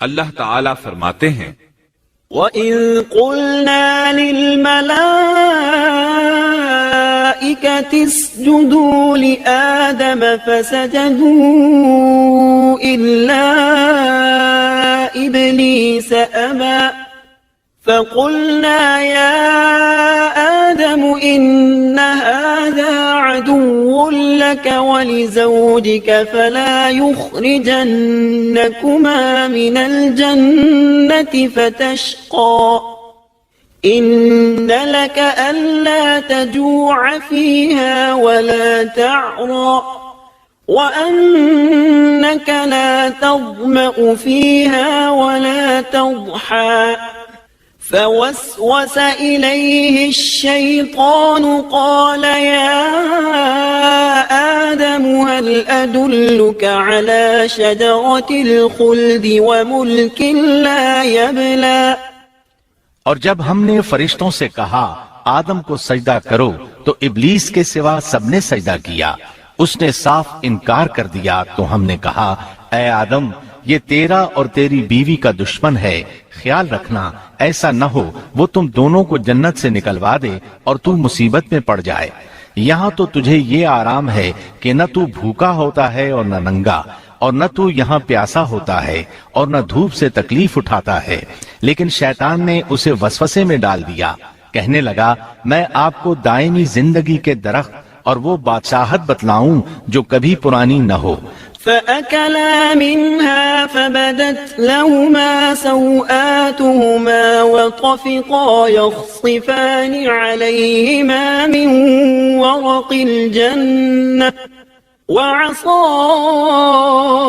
آدم ربه فغوى ثم اجتباه ربه فتاب عليه وهدى قال اهبطا منها جميعا بعضكم لبعض عدو فإما يأتينكم مني هدى فمن اتبع هداي فلا يضل ولا يشقى ومن أعرض عن ذكري فإن له معيشة ضنكا ونحشره يوم القيامة أعمى۔ چنانچہ ان دونوں نے اس درخت سے کھایا، پس ان کے سطر کھل گئے اور وہ بہشت کے پتے اپنے اوپر چپکانے لگے۔ آدم نے اپنے رب کی نافرمانی کی، پس بہک گیا۔ پھر اس کے رب نے نوازا، اس کی طرف توجہ فرمائی اور اس کی رہنمائی کی۔ حکم ہوا تم دونوں یہاں سے اتر جاؤ، تم آپس میں ایک دوسرے کے دشمن ہو۔ اب تمہارے پاس جب کبھی میری طرف سے ہدایت پہنچے تو جو میری ہدایت کی پیروی کرے نہ تو وہ بہکے گا نہ تکلیف میں پڑے گا، ہاں جو میری یاد سے روگردانی کرے گا اس کی زندگی تنگی میں رہے گی اور بروز قیامت ہم اسے اندھا کر کے اٹھائیں گے۔ آدم علیہ السلام زمین پر اترے اور اپنے رب سے توبہ کے کلمات سیکھ لیے۔ وہ کلمات یہ ہیں: ربنا ظلمنا أنفسنا وإن لم تغفر لنا وترحمنا لنكونن من الخاسرين۔ اے ہمارے رب ہم نے اپنا نقصان کیا اور اگر تو نے ہم پر مغفرت و رحمت نہ فرمائی تو ہم خسارہ اٹھانے والوں میں سے ہو جائیں گے۔ آدم علیہ السلام زمین پر اترے اور ان کے ساتھ حوا علیہ السلام بھی اتری اور ان کے ساتھ ہی ابلیس کو بھی اتارا گیا۔ یہ کس جگہ پر اترے اس بارے میں اختلاف پایا جاتا ہے، لیکن ابن عباس رضی اللہ عنہ کی بات راجح محسوس ہوتی ہے کہ آدم علیہ السلام کو ہند میں اور حوا علیہ السلام کو جدے میں اتارا گیا۔ جب آدم علیہ السلام اتر آئے تو حوا علیہ السلام کی تلاش شروع کر دی، زمین میں ان کی تلاش میں سرگرداں ہوئے۔ آخر کار میدان عرفات میں دونوں کی ملاقات ہو گئی۔ چونکہ میدان عرفات میں دونوں نے ایک دوسرے کی معرفت حاصل کی تھی اور ان کا آپس میں تعارف ہوا تھا، لہٰذا اسی مناسبت سے اس میدان کا نام عرفات مشہور ہو گیا۔ پھر اللہ تعالیٰ نے زمین کے اندر انسانوں کو پھیلانا شروع کیا اور زمین کو مردوں اور عورتوں سے آباد کر دیا۔ امام طبری رحمت اللہ علیہ بیان کرتے ہیں کہ حوا علیہ السلام نے آدم علیہ السلام کے لیے 20 ولادتوں میں 40 بچوں کو جنم دیا۔ ہر بار 2 بچوں کو جنم دیتی تھی، ایک لڑکا ہوتا ایک لڑکی۔ سب سے پہلا جوڑا قابیل اور اس کی بہن قمیم کا تھا۔ پھر انسانوں کی افزائش شروع ہوئی، آبادی میں اضافہ ہونے لگا۔ اللہ نے آدم علیہ السلام ہی کو ان کا نبی متعین کر دیا، وہ انہیں دین سکھاتے رہے۔ اس وقت تمام لوگ موحد تھے، خالص توحید کو اپنانے والے تھے، یعنی کان الناس امۃ واحدہ، تمام لوگ ایک ہی امت کے تھے، ان میں شرک کا شائبہ بھی نہ تھا۔ ابن جریر اور ابن کثیر رحمہم اللہ نے ابو موسیٰ اشعری رضی اللہ عنہ کی روایت بیان کی ہے، اللہ نے جب آدم علیہ السلام کو جنت سے زمین پر اتارا تو انہیں ہر چیز کی کاریگری اور صنعت کا علم تھا۔ جب وہ اترے تو عالم بھی تھے، لباس میں ملبوس بھی تھے، کام کاج کے تمام طریقوں سے باخبر بھی تھے، لوہے، آگ، لکڑی اور کپڑے کے استعمال سے بھی بخوبی واقف تھے۔ ہمارے برعکس وہ ان کاموں کو اپنی ابتدا ہی سے جان چکے تھے، کیونکہ ہم سب لوگوں کا حال یہ ہے کہ جب تک سکھایا نہ جائے ہمیں کچھ نہیں آتا۔ آج کے دور میں بعض افریقی قبائل کے افراد وحشیانہ اور غیر مہذب زندگی گزارتے ہیں۔ علماء کا کہنا ہے کہ یہ لوگ زمین پر رہنے والوں میں سے گمراہ ترین انسان ہیں۔ انہوں نے بہترین زندگی ضائع کر دی اور گھٹیا زندگی کو پسند کیا۔ تہذیب و تمدن کا آغاز چونکہ ابتدائے آفرینش سے ہے، اس لیے ہر انسان کی فطرت میں تہذیب کی سوجھ بوجھ موجود ہے۔ بہرحال آدم علیہ السلام کے بعد انسانی مخلوق کی تعداد روز بروز بڑھتی چلی گئی اور انسانی کمزوریوں کی بنا پر گناہ شروع ہو گئے۔ زمین پر سب سے پہلے ہونے والی معصیت قابیل کے ہاتھوں اپنے بھائی حابیل کے قتل کی صورت میں سامنے آئی۔ اللہ تعالیٰ نے قرآن مجید میں قابیل اور اس کے بھائی حابیل کا قصہ بیان کیا ہے۔ قابیل قرخت اور درشت طبیعت کا مالک تھا، جبکہ اس کا بھائی حابیل رحم دل اور نرم طبیعت تھا۔ قابیل کھیتی باڑی کرتا تھا اور حابیل مویشی چراتا تھا۔ حابیل کے نرم دل ہونے کی ایک وجہ اس کا بکریاں چرانا تھا، کیونکہ ایک چرواہا اپنی بکری کو بھوکا دیکھ کر اسے چارہ کھلائے بغیر نہیں رہتا، نہیں وہ کسی بکری کو پیاسا دیکھ کر اسے بھول جاتا ہے۔ اپنے جانور پر اس کی طاقت سے زیادہ بوجھ بھی نہیں لادتا۔ بنی نوع انسان کی تعداد میں اضافے کے لیے اس وقت ایسا قانون تھا جو اب حرام ہے، اور وہ ہے بہن کے ساتھ نکاح۔ چونکہ اس وقت کے سب لوگ آدم علیہ السلام کی حقیقی اولاد تھے اور آپس میں بہن بھائی تھے، اس لیے اس وقت کی شریعت کی روح سے قابیل اپنے ساتھ جڑواں پیدا ہونے والی بہن کے سوا کسی دوسری بہن سے شادی کر سکتا تھا، اور اسی طرح حابیل اپنے ساتھ جڑواں پیدا ہونے والی بہن کے علاوہ کسی دوسری بہن سے شادی کر سکتا تھا۔ اس کی صورت یہ تھی کہ قابیل کی شادی حابیل کی بہن سے ہو اور حابیل کی شادی قابیل کی بہن سے ہو، لیکن ہوا یہ کہ حابیل کی بہن خوبصورتی میں قابیل کی بہن سے کم تھی، اس لیے قابیل نے حابیل کی بہن سے شادی کرنے سے انکار کر دیا اور اپنی جڑواں بہن سے شادی کی خواہش ظاہر کی، لیکن ایسا کرنا آدم علیہ السلام کی شریعت میں حرام تھا۔ آپ نبی بھی تھے اور رسول بھی۔ رسول اور نبی میں فرق یہ ہے کہ رسول پر شریعت اور احکام نازل ہوتے ہیں، لیکن نبی پر شریعت نازل نہیں ہوتی، البتہ اس کی طرف وحی نازل ہوتی ہے اور معجزات عطا کیے جاتے ہیں، جبکہ شریعت صرف رسولوں ہی پر نازل کی جاتی ہے۔ آدم علیہ السلام بھی چونکہ رسول تھے، اس لیے ان کی شریعت میں یہ قانون تھا کہ کوئی شخص اپنے ساتھ جڑواں پیدا ہونے والی بہن کے ساتھ شادی نہیں کر سکتا۔ قابیل اس شرعی حکم کی وجہ سے غضبناک ہو گیا۔ اس نے تعجب کا اظہار کرتے ہوئے اس قانون کو ماننے سے انکار کر دیا۔ آدم علیہ السلام نے ان دونوں کے درمیان فیصلہ کرتے ہوئے انہیں حکم دیا کہ دونوں اللہ کے حضور ایک ہدیہ پیش کریں۔ ہدیہ اس جانور کو کہتے ہیں جسے اللہ کے نام پر ذبح کر کے فقراء میں تقسیم کر دیا جائے۔ اس سے مقصود اللہ کے لیے اپنی نیت کو خالص کرنا ہوتا ہے۔ اس عمل کو قربانی کہا جاتا ہے۔ آدم علیہ السلام کے زمانے میں قربانی کا جو قانون تھا اس کے قبول ہونے کی نشانی طے تھی، اور وہ یہ کہ آسمان سے ایک آگ نمودار ہوتی اور اس قربانی کو جلا دیتی۔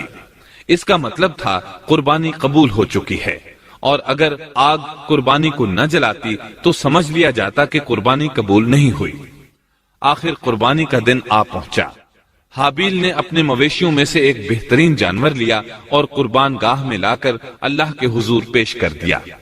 دوسری طرف قابیل نے اپنی کھیتی کے غلے میں سے ردی قسم کا غلہ قربانی کے لیے پیش کیا۔ دوسرے دن دونوں قربان گاہ پہنچے تو انہوں نے دیکھا کہ حابیل کی قربانی قبول ہو چکی ہے، جبکہ قابیل کی قربانی کو آگ نے چھوا تک نہیں تھا۔ یہ دیکھ کر قابیل حابیل پر غضبناک ہوا۔ شیطان نے بھی اسے وسوسے میں مبتلا کیا کہ اپنے بھائی کو قتل کر دے۔ اس نے اپنے بھائی حابیل کو جان سے مار ڈالنے کا پختہ ارادہ کر لیا۔ اس وقت تک روئے زمین پر کوئی انسان قتل نہیں ہوا تھا۔ انسانی تاریخ میں یہ پہلا قتل ہے جس کا ارتکاب قابیل نے کیا۔ وہ اپنے بھائی حابیل کے پاس گیا اور اس سے بولا، میں تجھے قتل کر دوں گا۔ جواب میں حابیل نے کہا، اگر تو مجھے قتل کرنے کی کوشش کرے گا تو میں اپنے دفاع میں ہاتھ نہیں اٹھاؤں گا، اس لیے کہ میں چاہتا ہوں تو اپنے دیگر گناہوں کے ساتھ میرے قتل کا گناہ بھی اٹھا لے، تیرے گناہ زیادہ ہو جائیں۔ چنانچہ ایک تاریک رات میں حابیل سویا ہوا تھا کہ قابیل ایک بڑا سا پتھر اٹھا کر اس کے پاس آیا۔ اس نے وہ پتھر اپنے بھائی کے سر پر دے مارا۔ اس طرح اس نے حابیل کو قتل کر دیا، روئے زمین پر قتل کی ابتدا کر دی، زمین کو پہلے خون سے رنگ دیا۔ تاریخ انسانی میں یہ سب سے پہلا جرم تھا جو قابیل کے ہاتھوں ہوا۔ قتل تو وہ کر بیٹھا، اب حیران اور پریشان ہوا کہ اس کی لاش کا کیا کرے۔ اس وقت تک نسل انسانی موت سے بھی دوچار نہیں ہوئی تھی۔ آدم علیہ السلام کی اولاد میں سے اس وقت تک کوئی فوت نہیں ہوا تھا، اس لیے قابیل کو معلوم نہیں تھا کہ مردے کے ساتھ کیا کیا جائے۔ اسی کشمکش کے عالم میں اس نے بھائی کی لاش کو کمر پر اٹھا لیا اور چل پڑا۔ چلا جا رہا تھا کہ اللہ نے 2 کوے بھیجے، دونوں کوے آپس میں لڑ پڑے، ایک نے دوسرے کو ہلاک کر دیا۔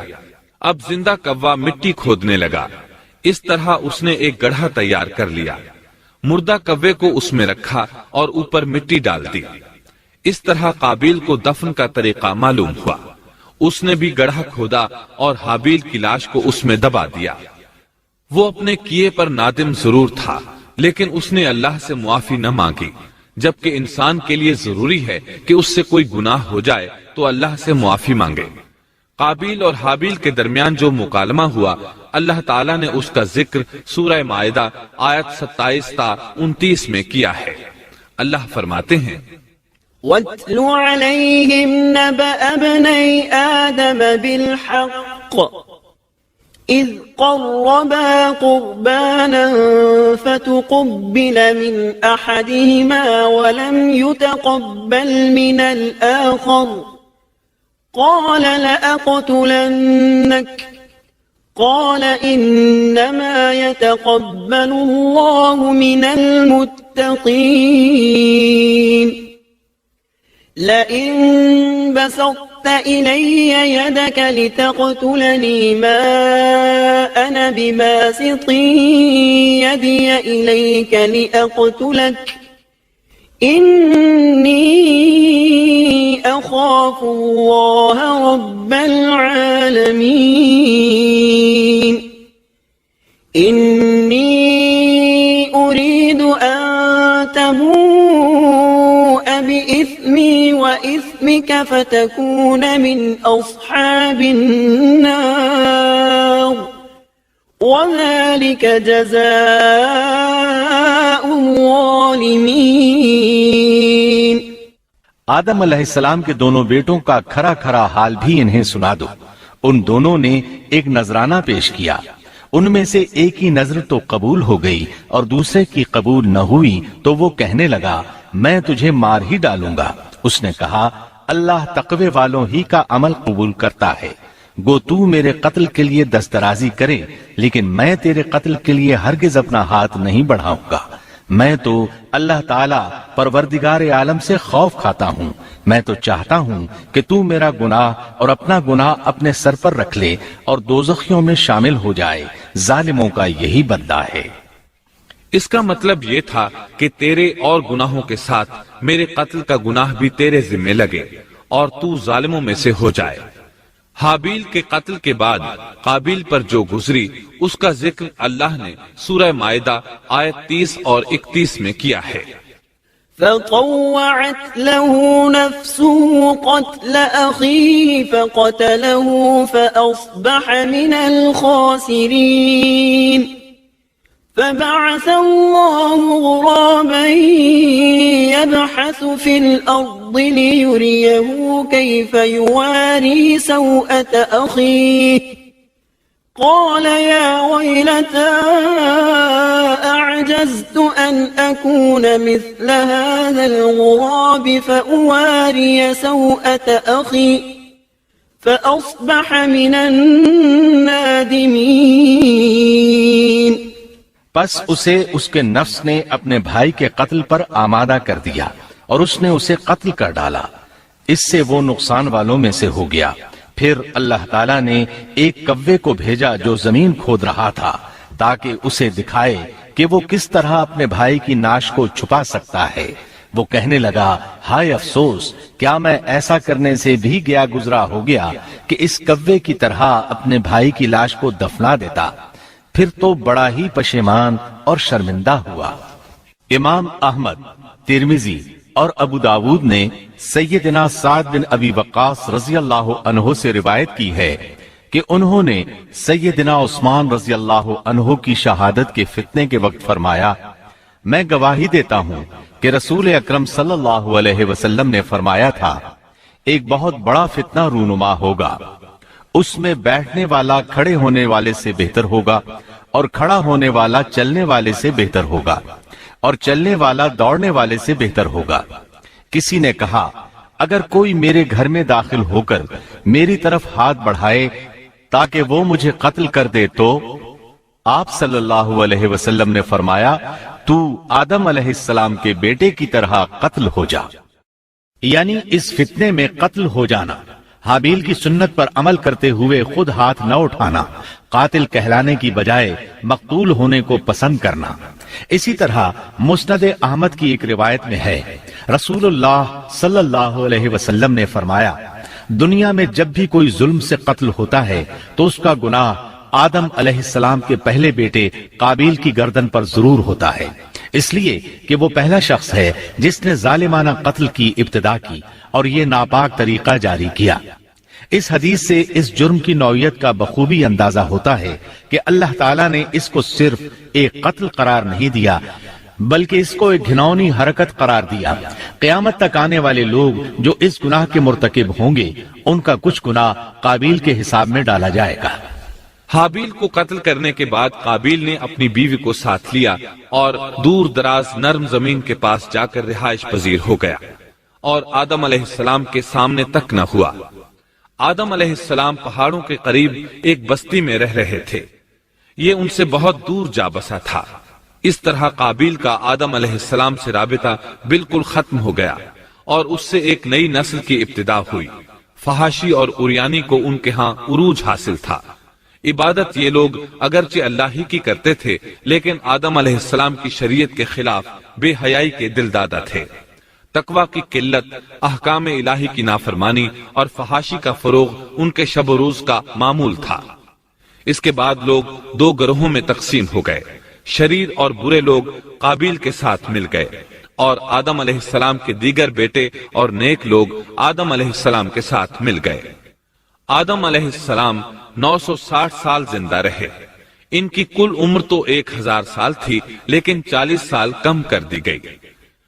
सैयदना अबू हुरैरा रजी अल्लाह अन्हु बयान करते हैं कि रसूलुल्लाह सल्लल्लाहु अलैहि वसल्लम ने फरमाया, जब अल्लाह ने आदम अलैहिस्सलाम को पैदा फरमाया तो उनकी पीठ पर हाथ फेरा। इस तरह क़यामत तक जितने इंसान पैदा होने वाले थे, उनकी रूहें वजूद में आ गईं। फिर हर इंसान की आंखों के दरमियान एक नूर रखकर आदम अलैहिस्सलाम के सामने पेश किया। उन्होंने पूछा, या अल्लाह, ये कौन है? अल्लाह ने फरमाया, ये तेरी औलाद है। इनमें से एक की पेशानी की चमक आदम अलैहिस्सलाम को बहुत अच्छी लगी। उन्होंने पूछा, या अल्लाह, ये कौन है? जवाब मिला, ये तेरी औलाद में से बहुत दूर जाकर हैं। इनका नाम दाऊद है। पूछा, इनकी उम्र कितनी है? फरमाया, 60 साल। आदम अलैहिस्सलाम कहने लगे, या अल्लाह, 40 साल मेरी उम्र में से इनकी उम्र में शामिल कर दे। इस सिलसिले में दूसरी रिवायत यूं आई है, जब आदम अलैहिस्सलाम की रूह कब्ज करने के लिए फरिश्ता आया तो वो कहने लगे, मेरी उम्र में तो अभी 40 साल बाकी हैं। उस वक्त उनकी उम्र 960 साल थी। अंबिया अपनी उम्र से वाकिफ होते हैं। फरिश्ते ने कहा, क्या आपको याद नहीं, आपने अपनी उम्र के 40 साल अपनी औलाद दाऊद को हिबा कर दिए थे।